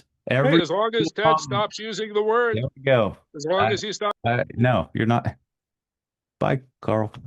Mike Garzano, go ahead. I just wanted to interject because Ted's not here to defend himself. I do not see him as someone as a self-appointed king of any sort. Having worked with him, the only thing that I can say is that the 24th anniversary would have never happened without him. He is just someone who is very focused and very good and extremely dedicated and spends a ton of hours doing really, really critical work. And I have an immense amount of respect for him. I know that people are skeptical of where he stands because of association with indirectly with David Chandler and the IC people and whatever. People are entitled to their opinions. I just want to stand up and defend him because he does not deserve that. He's extremely intelligent. He has a really good grasp of what is critical to move forward with, what the priorities are, what needs to be left aside for now. Of all the required steps in between, I need to say that because it's not fair at all to call him that. And, people have the personal experiences and they can feel the way they feel, but I don't want to let it slide undefended. Thank you. Mike? What was Ted called? I somehow missed that. He's been... By who? Well, what just happened? You just referred... He was called a self-appointed king. Self-appointed king. And I'd just like to back Sandra up on that one. Ted is the only one who stepped up to the plate to be a leader, not only for the Turning the Tide conference, but also for the permanent subcommittee on investigations. So when people step up to lead, they're taking on personal risk and they're taking leadership. And inevitably, they're going to rub some people the wrong way. But no one else has stepped up to lead these projects. No one. Repeat that anybody that a lot of people are complaining that don't do anything. They just like to criticize the people who do something. Yeah, it's crazy, Yeah, the peanut gallery is there for a reason. A lot of opinions, a lot of criticisms. Are you inferring that those of us complaining today are the peanut gallery? Some people are, yes. It makes me think of that. Well, I think Mike is pretty active, but I'm talking about other like Bruce Stanley, who complains all the time and he never does anything, and besides post, So your work in Florida, what you're doing legally with the local election, local offices, it's noble. It's very respected. So yeah, I'm talking about people who don't do much except complain. Mike Zarzona's hard hitting. He's a bull about it, and I appreciate that. We weren't talking about you, Mike. No, I didn't think you were, but I kind of felt like you were, not you personally, but the group was criticizing the last speaker, Carl, and he I think he should be allowed back on. I don't think his criticisms were that bad to be kicked off. Did he leave or did he get kicked off? I kicked him off because I asked him repeatedly. Every time he came on microphone, it was to paint this picture about how, and he did it in a way that he wasn't specifically addressing anybody. He created this word picture of things and then said, this is how this ends up being controlled demolition. This is how this is Operation Mockingbird. This is how, and it's like every single time when it's everything it's the only thing he ever talks about, or that on how he's a special agent and he's done this video and that video and that video. It's like, okay, can we come to some constructive criticism that is in a good way for the movement to move forward and not always just downing everybody? And I'm sick of hearing it from him. Well, I think it would be the Christian thing to do, to offer grace to him and let him come back on. And if he repeats it again, that's one thing. But anyways, my point, if I may, my point is back to, the situation with the controversy. When you step up to lead, as it's been mentioned regarding Ted, that's great. We're all appreciative of what he did and leading. But when you lead, you also have responsibility to be transparent and not turn into a 5-man clique that, decides all the decisions for everybody else. Those 5 people are not the best and the brightest. They might be bright, but I would not agree they're the best. And there are many other people in this movement that should be a part of these decision-making processes. And this is without a doubt. There is no ambiguity to this. There is no discrepancy whatsoever. This issue of transparency is undeniably the right path to go. And it's not being done. And this is why people are pushing back. And if you want unity, give transparency and openness. That's the remedy for division. Give transparency and everybody a voice. I yield. Thank you, Gene and Sandra. Thank you, Nothing Mike. gets done. And Richard had said, now Richard's on the call, had said at some point in the future they're going to provide what is it? I can't think of the word. An avenue for people to give to feedback and for us to talk about this. Yeah, but we've been saying this for months. No, not months and months. Richard, if you could. I have the beginning of an outline, so we'll be providing that. We just it just came forth like literally in the last 4 or 5 days. So I wouldn't say it's been months. That's not correct.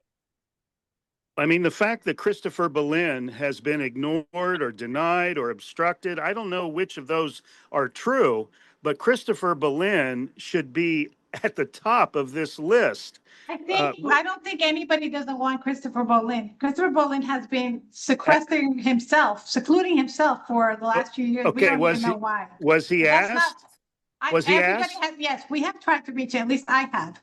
People have tried to reach him. He is not available. We don't know why. No. I'm talking about the steering committee for 2024, 25. I was on the committee and I did try to reach him. I know other people tried to reach him. He has secluded himself. We don't know why.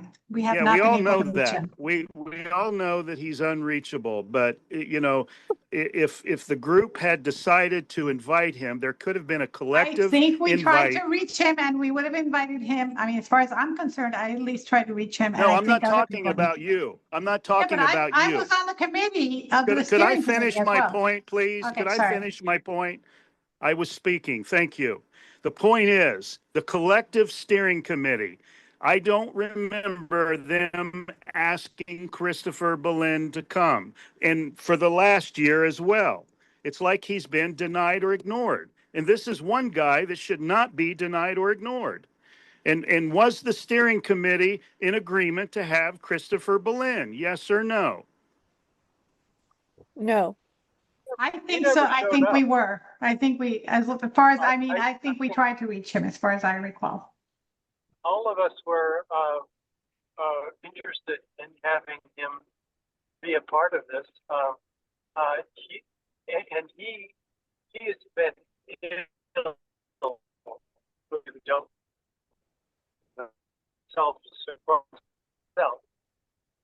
So if you want to reach out to him, go ahead, Mike. All right. Richard, your audio is going in and out, Richard. Yeah. It's hard to hear. Richard's changing something. He basically said that, yeah, Mike, if you get a hold of him, we're trying to get a hold of him. So thank you. Let's go to Ellie and then Barbara. Yeah, I don't want to touch on this. Thanks, Gene. Yeah, I mean, I think this is a challenge. There's been, a lot of this call, and I know your frustration, Gene. A lot of these calls end up developing into discussions about people who are not on the call. How is that going to accomplish anything? Mm-hmm. If Christopher Berlin was available to discuss, if he wanted to be involved, that's his prerogative. It's not our responsibility to drag people to be involved who have not expressed a desire to be involved. I never said. Mike, as you said, who's speaking? I'm speaking. Thank you, Mike. I'm saying. Don't misquote. Mike, please. Yeah. What I'm saying is that we have respect for all these other people, or maybe we don't have respect for certain people, as some don't have respect for Mr. Ted Walter. But regardless, if we're going to make progress, we have to make progress with who we have, right? Because the clock is ticking, right? Everything's time sensitive. So do we wait for somebody who's unreachable to be reachable, or do we move forward with what we have? That's a tough decision, but people who are taking action have to make that call. And similarly, on the side of people who you have a disagreement with, or as we heard from Ms. Carl, who not only was creating a cloud of suspicion, but also interrupting every minute, trying to besmirch people who are not on the call. I do think, I'm sure you'll be doing this, Gene, in the future, like trying to have calls where, hey, if somebody is brought up in a negative light, that's part of the movement, and they're not on the call, then that discussion should be ended, right? And really, what's more prudent is, if you have the disagreement with somebody, then go find their contact info and reach out to them directly. I've heard, because it's just like, be reasonable with each other. Calling people out in a crowd of people is not reasonable.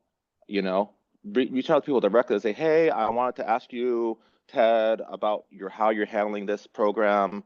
That would be super helpful. That's reasonable. That's how we have success. And so, it's like, let's be reasonable with each other. Yeah, if anybody has a gripe with Ted, email him, share us your results. Send me the email and say, hey, this is what he said back. This was the answer to my question.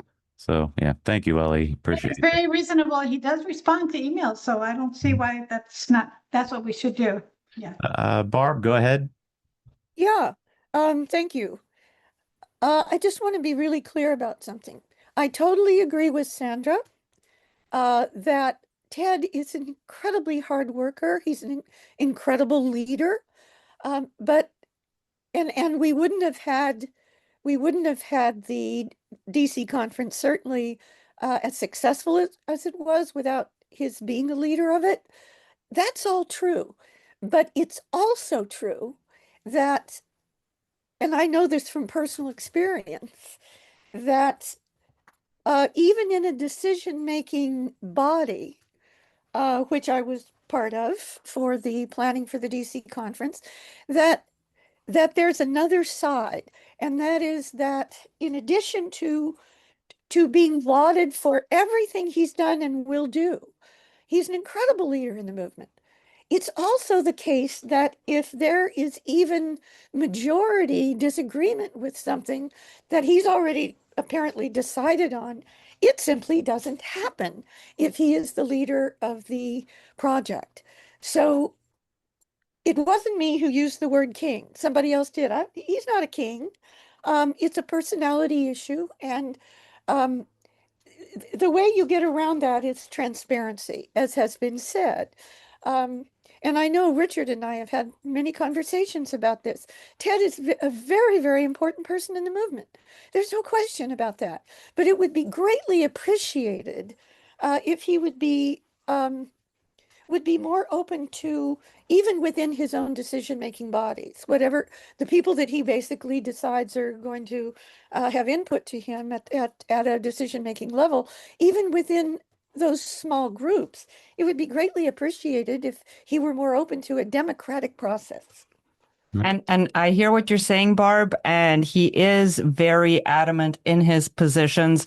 I've been in the situation where he suggested something and I disagreed with it. I'm like, no, I don't think that's the best way to go. And sometimes he will offer his reasons for why he's going that way. And it makes me realize, okay, true, I didn't consider this. I don't have that experience. And so I see the picture. And so I am perfectly okay at that moment to say, you know what? You bring up some really good points and I'm not as invested in this. So if you think that's what the best idea is, then go ahead. And I will say that he also changes his mind on things when presented with certain things, because he was the last one who wanted the Pentagon on the table. Yeah, that is true. And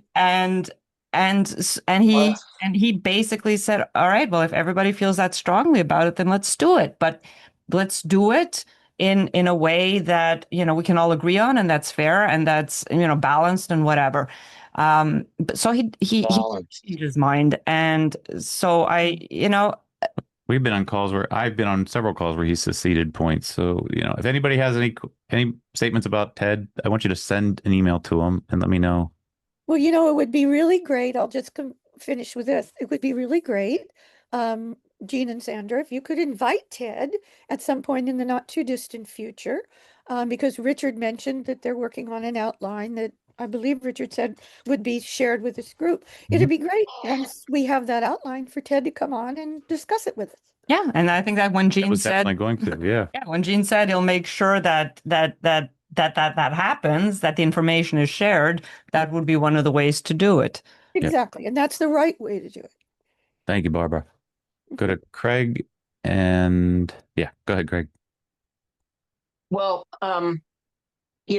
it's I don't think it's about criticizing Ted, behind his back. I mean, we're talking about an important,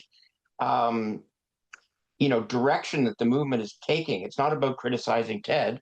I mean, my experience on that, with respect to the conference, since that got brought up, that was the Pentagon idea was my suggestion, although I was not necessarily suggesting 4 speakers. But of course, in the Truth Movement, when it comes to the Pentagon, we've got to have almost everything in the official story has got to be there right alongside, the anti-official story. For some reason, we have this idea that we can't possibly show what's wrong with the official story unless we give the other side equal time.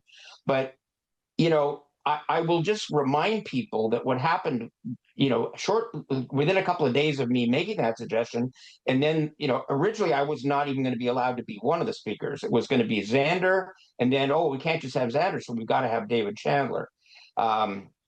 Anyway, but as soon as AE pulled out of that thing, I got booted off that committee. And which is interesting, since I don't think Fran Scher, who was still on the committee, I don't think she was part of any organization at the time. Correct me if I'm wrong.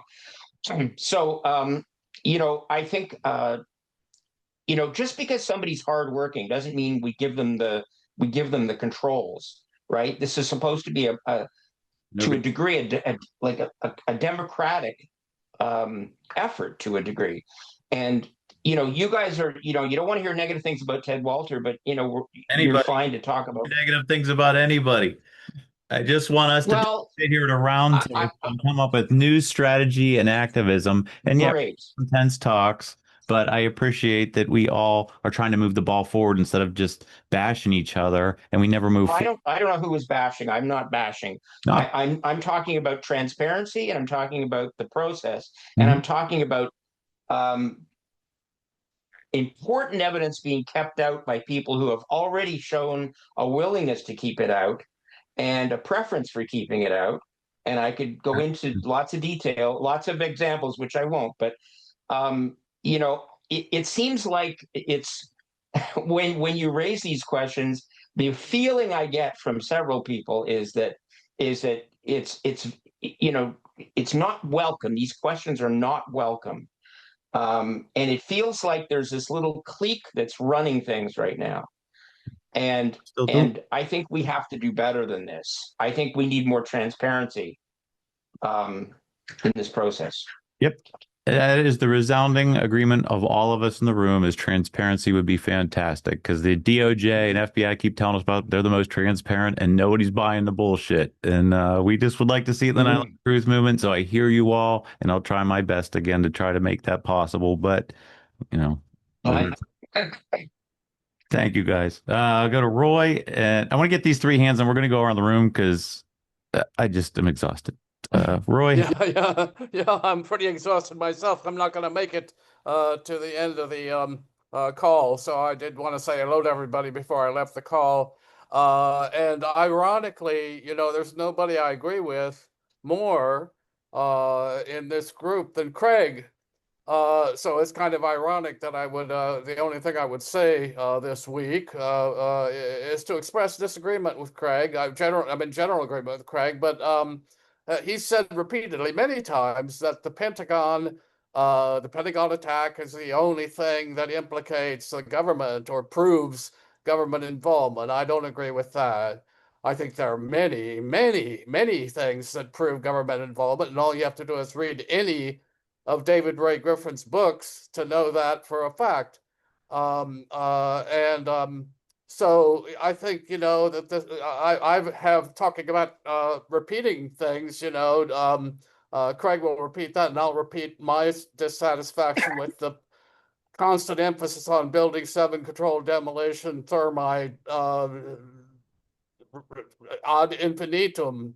Not only the Pentagon attack, but like everything else is ignored.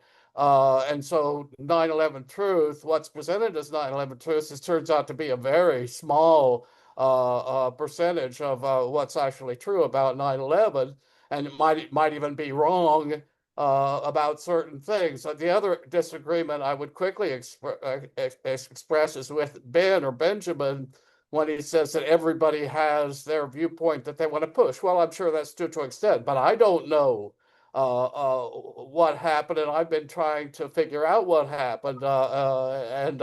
You know, I know there weren't any planes, but I don't know how they created the illusion. And there are various ways that could have been done. And I think it's a mistake to be pushing planes if perhaps quite likely there weren't any planes. But I didn't want to get into that. I just wanted to say there's a lot of proof that the government was involved, and that was the disagreement I had with Craig. And say hello and goodbye. And, I'll see you all later. Thanks, Roy. I'm not digging the no planes in Manhattan thing. Mike Sarzano, go ahead. You're muted, Mike. And someone. There you go. Am I unmuted? Nope, you're good now. Okay. Yeah, earlier I was mentioning Christopher Berlin and about whether or not he was invited. And my issue was not with Christopher Berlin, as Eli, I believe, tried to say. He said, well, it's not about dragging Christopher Berlin. I did not say we need to drag Christopher Berlin. Christopher was not the issue. It's the issue of control that is being exercised, it seems. Okay, that's the issue. And I only used or highlighted Christopher as an example, possibly. And I'm not saying definitively that he was kept out, but he, of all people, the man has produced profound information that needs to be heard. We're beyond the buildings. We're beyond the structural excuse that we know is true for what happened. It was demolition. Okay, we need to get beyond that. It's treason. We need to start naming names. We need to name the people who were either absent or facilitated criminal behavior. That was the point. So for Eli to say we don't need to drag Christopher Berlin, that was a cheap shot. Yeah, that was disinfo 100%. No. Stop this, people. Can you guys talk to each other like you're civil? Like, what the heck is going on here? We go around a room. No one's allowed to say anything negative. You're supposed to say something positive. Say something good about somebody. Say something about moving the ball forward. Say something that's not self-deprecating against the 9/11 truth movement. He wasn't tearing down. You're asking about Christopher Berlin. He was basically pointing out that Christopher Berlin's been tried to be reached, and he won't come to the table. He could be here for any war. Not done. He used the word Mike. He knows. I've reached out to Helgi many times to come be part of these conversations. I've reached out to many people to become part of these conversations. I want the activists, the people. This is about new 9/11 news strategy and activism, and I would love to have them part. Carl is perfectly welcome back on the next show. Once I boot somebody, they can't come back on. But I'm just tired of sitting here. Like, we come in and we want to feel uplifted when we come in here. And, we got to have some hard talks, but we want to come in here and we want to feel positive about the next week. And done yet. Please stop interrupting me. So when we come in here every week, I don't want people to leave here like, man, that was just brutal. Like, man, this is so exhausting to come listen to this. I want people to come in here constructively looking for new avenues to be able to reach out to people and do things. So please, go ahead, Mike, finish your point. Yeah, all I was going to say was today is an exception. This is rare that we have such a debate and a dialogue. Every once in a while, we need to do this. This is a manly thing. This is grown-ups debating and discussing differences. Sometimes debate gets heated. So what? It has to happen. It's called the threshing floor. We've got to thresh out these issues, the truth from the lies. And nobody's talking about dragging Christopher Berlin. That disinfo needed to be called out. I yield. Okay. Thank you. Ross? Yeah, okay. So I'm glad Richard's on the call now. Richard, I had a mail. Am I coming in? Go ahead. Tell them about the quantities Yep. and that. Let's do it. Oh Lord. Hey, Richard. So I heard your latest interview, the one you said was one of your best. And of course, one of the main scientific points, I think it's the keystone of your presentations that I've noticed, is the 6% by weight of was found in the scientific reports of iron microspheres, and that equated to, by extrapolation, 4 tons of iron microspheres. And so you don't have to answer the question tonight, but because it's late now. But so that is an extrapolation which concludes 6% divided into 4 tons is that 66 tons of dust were produced on the site of that day, which means 33 tons for each tower. And so I'm just wondering if that's what that's the scientific, you're promoting, you're one of the top 5 guys talking about the irrefutable scientific evidence that Ron Johnson wants. Is that what am I interpreting that correctly?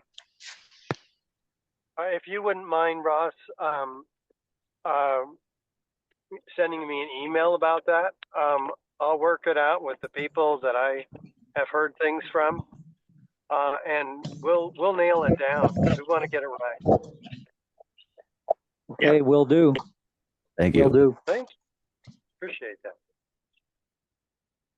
That's all that needed to be done. I'm not seeing any more hands. Let's go around the room, please. So sorry that I got irritated and frustrated this call. It's just been a rough weekend. But thank you for Mikey Perrazzo for fixing my truck. Mike Cook, when you come back to the thing, we'll go to Jane. Anything for the group wrapping up? She's finding mute. Well, thank you for asking. I'm just witnessing all of this at the moment. Thank you. Oh, good. Thanks, Jane. JB, anything for the group? I'm good. Thank you. Alfred. What is it, next week? Or Thursday, right? You have. Mark Rossini. Right. So be there or be square. It's going to be a good one. I think everybody here would enjoy it. And as far as this evening, my head's spinning, but there's a lot of good points that were made, and I'm all for moving, keeping it simple, but having action items that are doable and that we all need to participate in getting out on the street. So that's all I got to say. Al, thank you. And I forgot, we came away from it. I was always big on, hey, we need to have a few action items for everyone in the group that comes here and talks about doing things to actually do them. So I would like to get back to that. So it's not gonna be like homework that's painful. We'll find something that's relatively, let's get started back into this. So I think it's a good idea. Thank you, Al. Good. And just want to follow up with Al to Sue, since we're sticking with Boston, she can announce the rest of the interviews coming up. Yep. So December 11th, this coming Thursday, we're gonna have Mark Rossini. You may recall he was on the first episode of Tucker Carlson's 9/11 series, and talks about the failures of 9/11 on that call, but he claims that he's going to talk further about the falsehoods of 9/11. We'll see. So anyway, and following that, we're taking a break. Really needed break because everybody's at each other's throats, it seems. Jeepers, it's exhausting. So January 8th, Richard Ellefritz. January 22nd, Dan Noel. And February 5th, Sybil Edmonds. Although there seems to be some confusion about that. with her communication about it. So we'll have to get back to you on that. But I think it's still moving forward on February 5th. But we got time. And I just want to mention, I went to a concert last night, Handel's Messiah. And Awesome. oh my God, I just don't want to hear anything negative about anything after that. A lot of people think choral music is boring, a big snooze, but this was head-banging music. I couldn't get to sleep till 2:30 in the morning. The adrenaline was just flowing so much. That's a masterpiece. If you ever feel open to choral music, put on Handel's Messiah. It's inspiring. It really is. Thank you, Sue. It really is. It really is. I'll go with you, Mike, since you weren't at the desk before. Anything for the group coming up? I got nothing. All right. Thank you, Sue. Thank you, Mike. Mike Zorzano.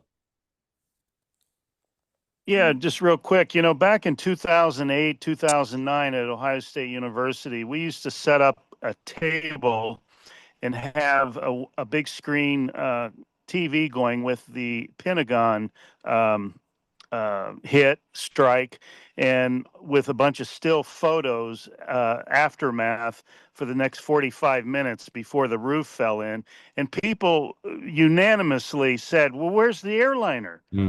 They would ask, where's the hole for the airliner? It could just be one hole. We had big giant screens and people around us. They couldn't believe it. I had one elderly lady started crying when she saw that object, went swooshing across the screen, and then the big pyramid, the perfect pyramid explosion, which that in itself screams to inside job. So anyone that says the Pentagon should not be allowed or even is questioning if it should be allowed, that's a huge red flag to me, because the lack of evidence is the evidence of an inside job. Now, everybody, Tuesday night, Tap Talk, we welcome these kind of discussions. Last time, I think we had 29 people. We went till about 11:30 at night. We have an open dialogue after every Tap Talk. We have an assembly meeting, a town hall assembly meeting. Your viewpoints are welcome. We just try to refrain from any cussing and personal attacks, but criticism is welcome. Evaluating policy is welcome. Criticizing ideas is welcome. And I know what you mean, Gene.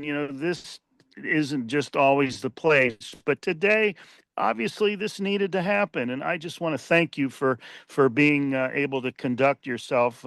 I regret that you kicked off Carl, but as you said, he's welcome next week, and that's good. But Tuesday night, 8 o'clock, Tap Talk, truthactionproject.org. We have this every Tuesday night, and we welcome all. Thank you, Gene and Sandra. I appreciate it. Clarification question, Mike? Yes, Barbara. Yeah, thank you. What did you mean by I think you said the triangular something? What are you talking about? Yeah, the explosion, upon impact, the explosion is almost a perfectly symmetrical pyramid shape. And why would that be strange? It's not strange if you believe an explosion occurred, an ordnance. That's indicative of ordnance. Oh, I didn't know that. If a plane, if a jet airliner. Hold on. Oh yeah. Are you certain of that? Do you have expertise on that point? I am parroting expertise. Okay, the vertical pyramid shape is only indicative of ordnance. An airplane traveling at 400, almost 500 miles an hour with thousands of gallons of airplane fuel would not have made a bright orange, perfect pyramid shaped explosion. Okay, well, it would have had. You guys can take that off. Thank you. Thank you. Thank you. That's extremely important. It would have had. Yeah. Had forward inertia. Yeah, fine. Okay. We're good. That's extremely important new information. Okay, good. You guys talk email. Good. Next, Mike with your hand up. Anything for the group wrapping up? Just a quick comment on the Pentagon. I am obviously a supporter of Craig and Xander's analysis, and I think there's hard evidence there. One thing I think we should all just think about and keep in mind, we are deep into this, so we're kind of in the rabbit hole, and we know a lot about black ops and false flags and all sorts of things. For outreach, I have to say it really doesn't work. I you know what I mean? Like they design very complex things to make for different reasons, right? But also part of it is to make us look absolutely foolish because they're able to pull things off that your average person couldn't conceive of. So, I mean, I think we need to keep fleshing out all that evidence so there's no opposition there. But just to note that your average person, it actually will it can turn them off. Like what? No plane even hit the Pentagon? Like, come on. I've sampled with a few people. And we should keep that in mind. I think it needs to exist. So does the research, but 100%. But when it comes to outreach, it is a little different, and it actually could be counterproductive. So just wanted to say that. Hopefully I didn't set off anything.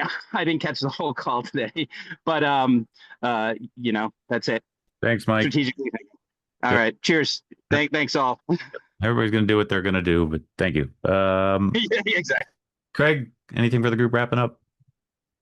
Well, I would just say, with respect to this mic, there's two mics, but I would disagree with that, and I don't think the absence of a plane at the Pentagon is such a crazy idea for people to grasp. Certainly wasn't for me when I first opened up to 9/11. So I'm not sure I'm buying that.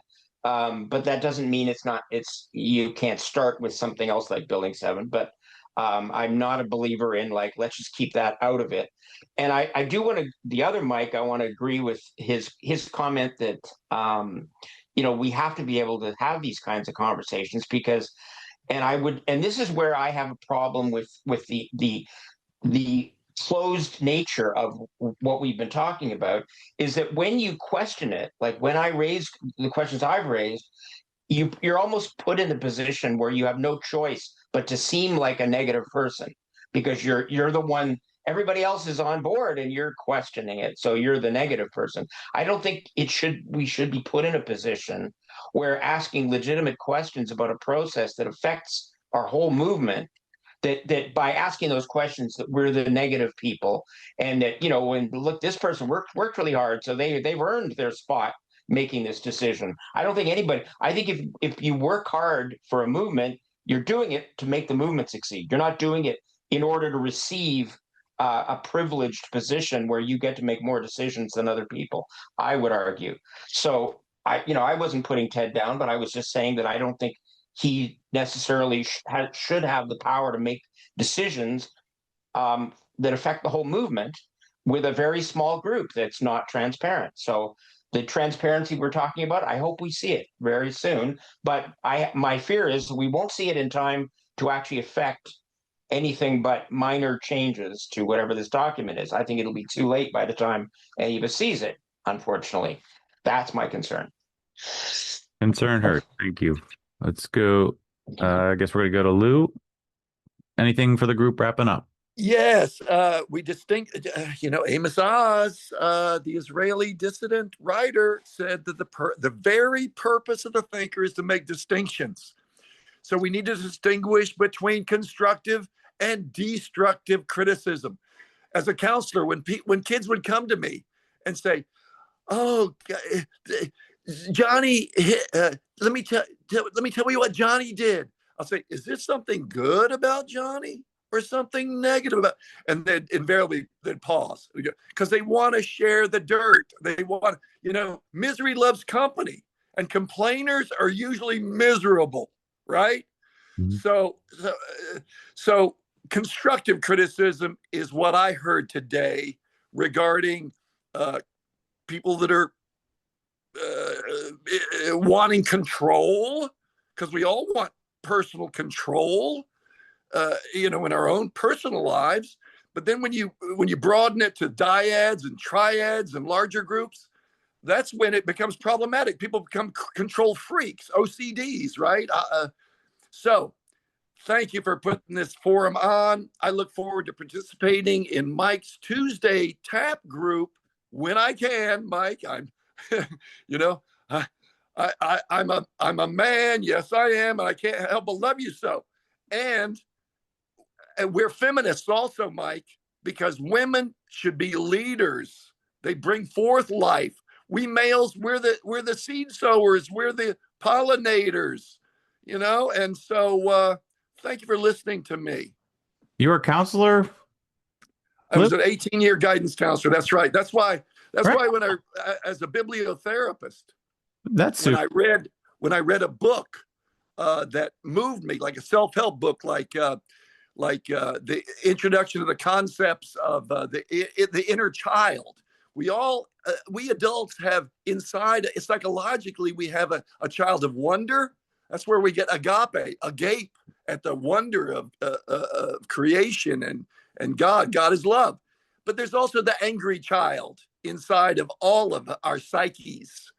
And it's like the old Native American thing. Which wolf do you choose? The good wolf or the bad wolf? Well, you choose the one you feed. So what are you going to feed? You're going to feed your better angels of our natures. Thank you for listening to me. Thanks. All right. Good to see you, Lou. Erik, anything for the group wrapping up? Yeah, I was just thinking, I hear, from a lot of different sources about 9/11, and I just consider myself a member of the general public, and the people that I've heard speak the most effectively, it's not that they bring up every single point or 70 out of the 100 points or whatever it is, but they have a way of speaking so that the public listens. I've seen that in Richard. I've seen that in Ted. And we can argue about all the points in the world, but if you can't get to that 99%, or I say 90+% of the people that haven't heard any of the evidence really, you need people that can speak in a way that I've heard them speak in the various podcasts and things. Does that make any sense? Yes. 100%. It's not just about the content. It's about how it's delivered. It's how it's conveyed. Can you put yourself in the shoes of the other person who has not the energy yet? And I'm humble. I don't have that. All of that. And I will say that I think that the most effective people that are dedicated to moving the ball forward are those with the highest emotional intelligence. Much more than IQ, much more than, you need your toolkit. You need your knowledge. You need all of that. If you don't have high EQ, you're just going to keep on digging your grave or spinning your wheels or treading water or stomping your feet. So that's from everything that I've seen, from every organizational committee I've ever seen, high EQ is the single. For those that don't know, it's emotional quotient and intelligence. Emotional. Okay, y'all are speaking from good EQ, and it's like Erik Lawyer. When the guy speaks, you just want to keep listening. Eric's one of them. Rolls another one. Super high EQ. Super. Yeah. Thanks. Thank you. Good point. Magnus from Norway. Anything for the group? It's great to see everybody, and that was a hot discussion earlier, and I'm hoping everybody can cooperate in the future, and everybody have a great week and keep up the great work. Magnus right is on. the face. Magnus, right on. That was the best. Thank you. I think whenever things start going south, we should just go to Magnus. Pitch it to Magnus. Thank you, Magnus. Have a good evening. John Olson, anything for the group? I appreciate the conversation, and especially Gene and Sandra's level-headed approach to the discussion. Trying. You just kind of tamp things down when they get a little bit raucous. I think that level-headed is a good way to put it. I will be doing the same program on Hawaii with Jeremy Kuzmarov and Gloria Gio on uncontrolled opposition on Thursday the 11th. So if you missed the one that we just did with Craig and Chris and Cheryl, you have another chance, or you can look at the one if once Craig posted it up there. It'll be basically the same thing, a little different context because they do a radio program with WBAI, but it'll be the same kind of thing. And and hopefully get some feedback from people, because this is a kind of a sleeping giant of an issue. Mm-hmm. For those that don't know, talking about there's been an illegal occupation of Hawaii since its inception. It's the fact that the transfer of sovereignty never happened. Thank you. They had no authority to do so. No standing, as we would say these days. December 11th. What time again, John? It's 11 Eastern. Eastern. All right. Thank you, sir. Let's go. Who's next? I'm lost. Richard. Richard, anything for the group, sir? Well, got some progress on Crime Scene to Courtroom, episode 5. Stev just sent me his latest rounds. So I'm going to go through those tonight and send them to our special people for review. Nice. Crime Scene to Courtroom, you can see the updates as they come out at 911c2c.org. Also, we've decided to produce, we're 10 years behind, but they have USB flashcards that are on a credit card. They slide out with a thumb slide, and we're going to produce Bravo 7 on that format. And then the first 5 episodes of Crime Scene to Courtroom and Experts Speak Out and Blueprint for Truth and my different formats of different interviews, all on credit card style flash drives, which will be provided for those who want to purchase them on the store. Neat. That's cool. Thank you. No idea. I guess this is a new device, just not the regular USBs. Now they're shaped like credit cards. So you can put a graphic on it and it's all right there. That's pretty slick. I like that idea. Yeah, and one of them will be a 64 gigabyte flat credit card size slide out a USB. And it will have all of our stuff from beginning to end. And that'll be, it'll cost more. All right. Looking forward to that. Thank you. Thank you. Joshua, anything for the group, sir? Well, good evening. I just got in the mail a couple of books. One is 9/11, The Israel Connection by Gavin O'Reilly. I saw on Facebook Nelson recommended this book. And also Terrorism Against America, External and Internal Terrorists by former federal agent Rodney Stitch. So I have a lot of reading to do. Josh is into the super dry stuff, but I love it. That's his interest. Fantastic.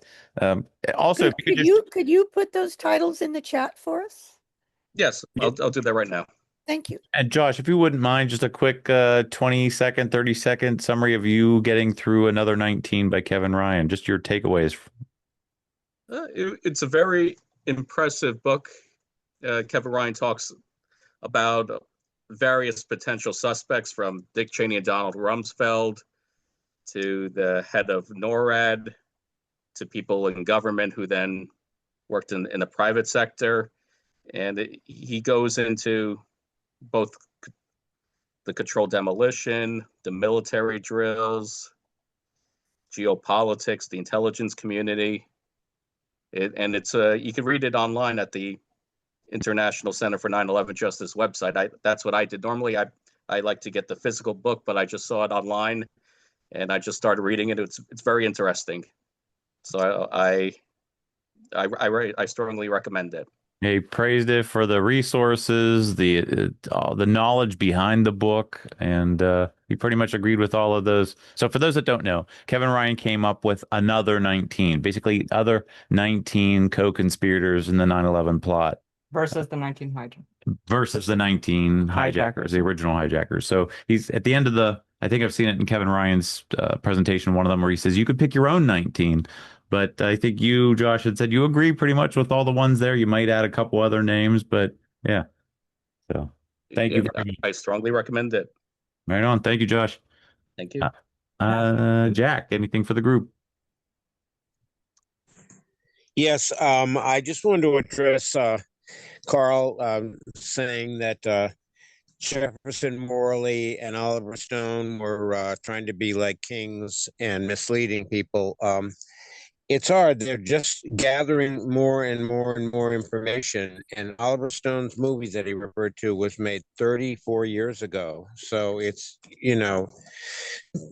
progress goes forward, and people shouldn't be shy about saying what they know now, and worried that people in the future are going to say they were wrong on this or that subject. Thanks. Thanks, Jack. Go to Bob. Anything for the group, Bob? EOB, if you're there. Not, I'll come back to you. David Campbell, anything for the group? Sorry to drop earlier. Thanks for having me back. I was interested in what Zoom, sorry, I don't know your name, but Zoom users were saying about emotional IQ, and seeing agreement on that. And what came to mind as well is I think we would do well to review the skill sets and art form around rhetoric and debate. So in that same thought, lastly, two things. One, a suggestion for a possible discussion item, and the second would be a question, a quick one. The discussion item suggestion would be with Cheney's recent passing. I would imagine some people might feel more at liberty to speak now. And I'm wondering if we've looked into that to see what sorts of comments or commentary might be on record, or anyone coming up or coming out with 9/11 related material. And then the question, do we have, I would imagine the date range for next year, Turning the Tide, is the day before, the day, and the day after 9/11. Probably in Washington, I was gathering, but has that been confirmed, or do we know more detail on that yet? Thank you all. Tentatively September 10th, 11th, 12th, and 13th. It's a Thursday, Friday, Saturday, Sunday. The 11th falls on a Friday. We're kind of not 100% sure about the Sunday, because a lot of people who, if they do come in from out of town, and if they took that week off, would need to leave on a Sunday. So we're just in the earliest stages of just breaking this down, but right now that's where it's at. And presumably Washington, DC, or not sure yet? New York. In New York, okay. Relatively, unless something really earth-shattering happens that drags us back to DC. I shouldn't say it was a wonderful conference, and it was great to be in DC. Nobody get drugged. And hey, it would be closer for us than New York, but there's a general consensus that the 25th anniversary should really be where it happened, and so for now, that's where it stands. I was perseverating on DC. That makes sense. New York, yeah. Thank you. Agree. Yep. Thanks, David. Thank you. Barb, anything for the group, ma'am? Yeah, a few things. Comments on the last round of, going around the table. These three things really jumped out at me in Kevin Ryan's book, which is a great book. Kevin Ryan's book, Another 19, is basically those other 19s are inside job 19. If I recall correctly, and I read every word and took careful notes, he doesn't touch the Israeli potential connection. That's number one. Number two, that hasn't been pointed out by anybody else in the movement that I know of in these calls or Zooms or anywhere else. Did you notice that in the Pentagon chapter, I think it's chapter 10, or it could have been a different chapter, but anyway, it's probably got to be that one. He notes that there are 2 Pentagon policemen whose oral testimonies, official oral testimonies to DOD, are classified. And I would like to propose that those are probably the 2 Pentagon policemen who were interviewed by Citizens Investigation Team. So, I think that's really important. And finally, about Kevin Ryan, and then I have another comment about the Ron Johnson, nexus of going forward. The other thing about Kevin Ryan's book that I find fascinating is that there's one chapter on the Pentagon. All the rest is mostly World Trade Center. And in the Pentagon chapter, in the first one or two paragraphs on the first page of that chapter, as verbatim as I can recall it. He says words to the effect, it's incumbent upon us in the 9/11 truth movement to assume the truth of as much as the official story at the Pentagon as possible. Now, can you imagine that statement being made by Kevin Ryan or anybody else in our movement about the World Trade Center? I mean, it's shocking. It's truly shocking. Now, that doesn't mean that the facts and the inferences and interpretations in that chapter aren't important. They are. But it's the mindset that I think is a problem. Now, getting to Senator Johnson. Oh, real quick, because I'm on that chapter and I can't find anything like that anywhere. Oh, it's in the this is not. Yeah, this is it. This is his entire book, all online at the IC website. I put the link in the chat. And Well, I've got the book. I will give you the precise quote. Because Jean just did a search for all the words that you like, the critical words, incumbent and. No. I'll find it. I said that was not verbatim. Yeah. Oh, yeah. It is in the first page of chapter. I don't know if it's chapter 10, but it's in the first page. I believe chapter 10 is the only Pentagon chapter. All right, we'll find it. Thank you. Yeah, what's online could be very different than the physical book. But in any case, okay, so now to Senator Johnson, the whole process regarding Senator Johnson. When I watched the two wonderful interviews, podcasts that Bret Weinstein did with Senator Johnson and then more recently with Richard Gage, I noticed, very importantly, I believe, and a big light bulb went off in my head. There's no question in my mind, having been, Richard could disagree. He was in the meeting with Senator Johnson and his staff, along with about 8 or 9 of the others of us on September 10th in DC. But there's no question in my mind from that personal experience in his conference room in his office in the Senate that he has been and is, he has an approach avoidance, a fully understandable approach avoidance, hesitation to going to all of the evidence, even incontrovertible evidence on 9/11. And I'm going to now fast forward to the end of both of Bret Weinstein's interviews, both with Senator Johnson and then more recently with Richard. And what happens at the end is that Bret Weinstein feels that it's very important to point out that people have been assassinated, witnesses especially, have been assassinated in the JFK situation and many others by the deep state. And that he felt it was important, both with Senator Johnson and Richard, to state explicitly at the end of both of those interviews that they are not suicidal, that they could be killed. And it took a lot of courage to do that. There's an upside and a downside of doing that. You don't want to discourage witnesses. However, you need to be very realistic. And so this is the light bulb that went off in my head, just waking up the other morning after watching Richard's. But I'd already, of course, watched his interview with Senator Johnson.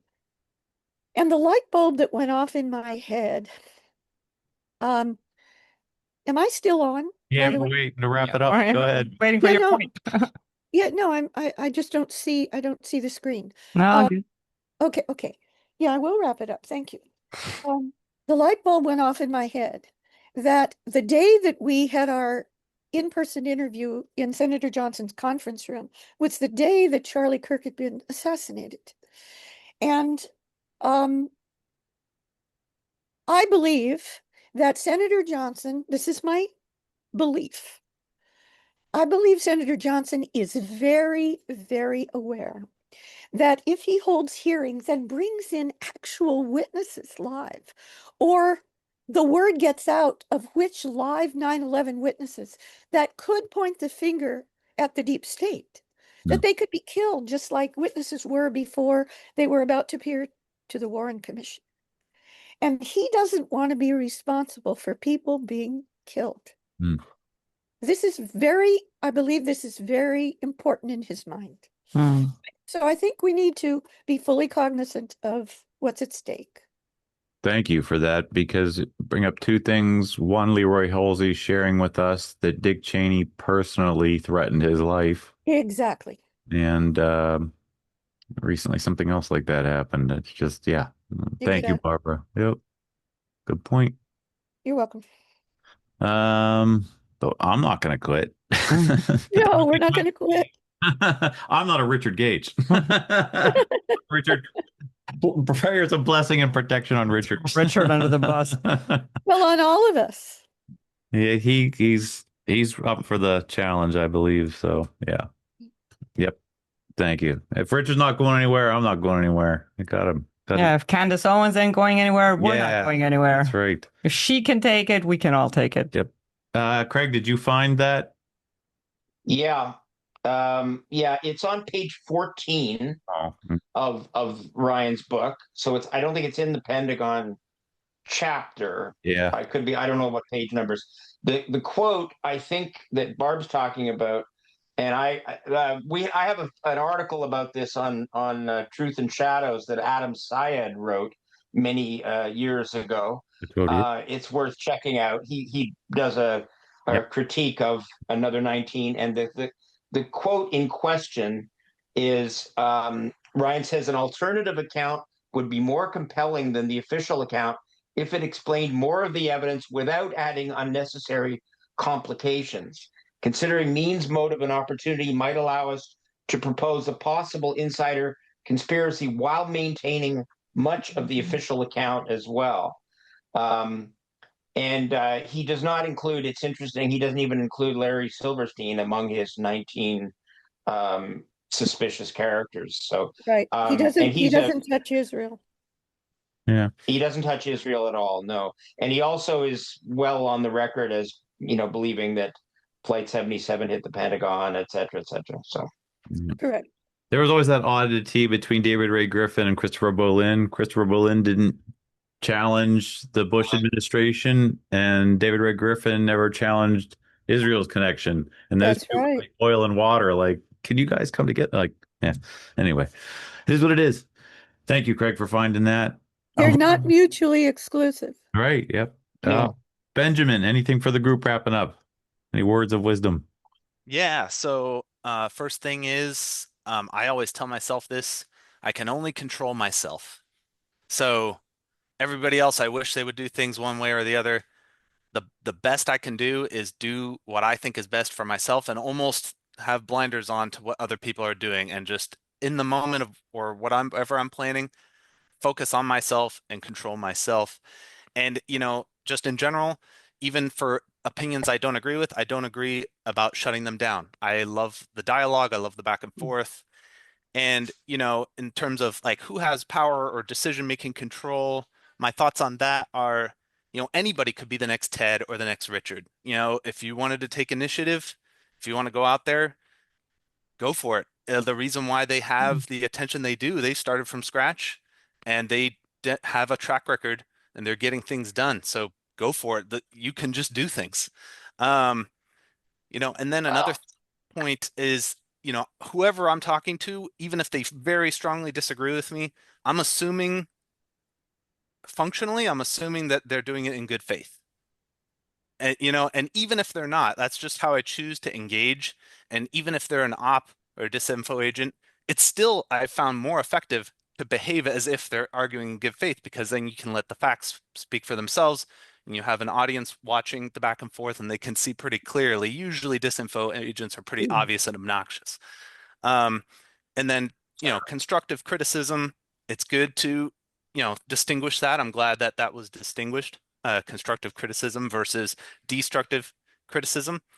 And, in terms of Kevin Ryan, I think it's good to start by steel manning the other side, because then when you can make your point, you didn't make your point against a straw man. You made it against the strongest edifice you possibly could, and that only lends more credence to your criticisms against the government's narrative. So, I'm still in the camp of, I'm on record of, what David Chandler has put together makes sense to me at the moment. I'm open to changing my mind as new evidence comes in, and I do want to point out that even he's skeptical that it was Hani Hanjour that flew the plane, because obviously an unskilled pilot wouldn't be able to do that. There's strategic reasons why that particular wedge should have been struck. So that infers more deliberate planning.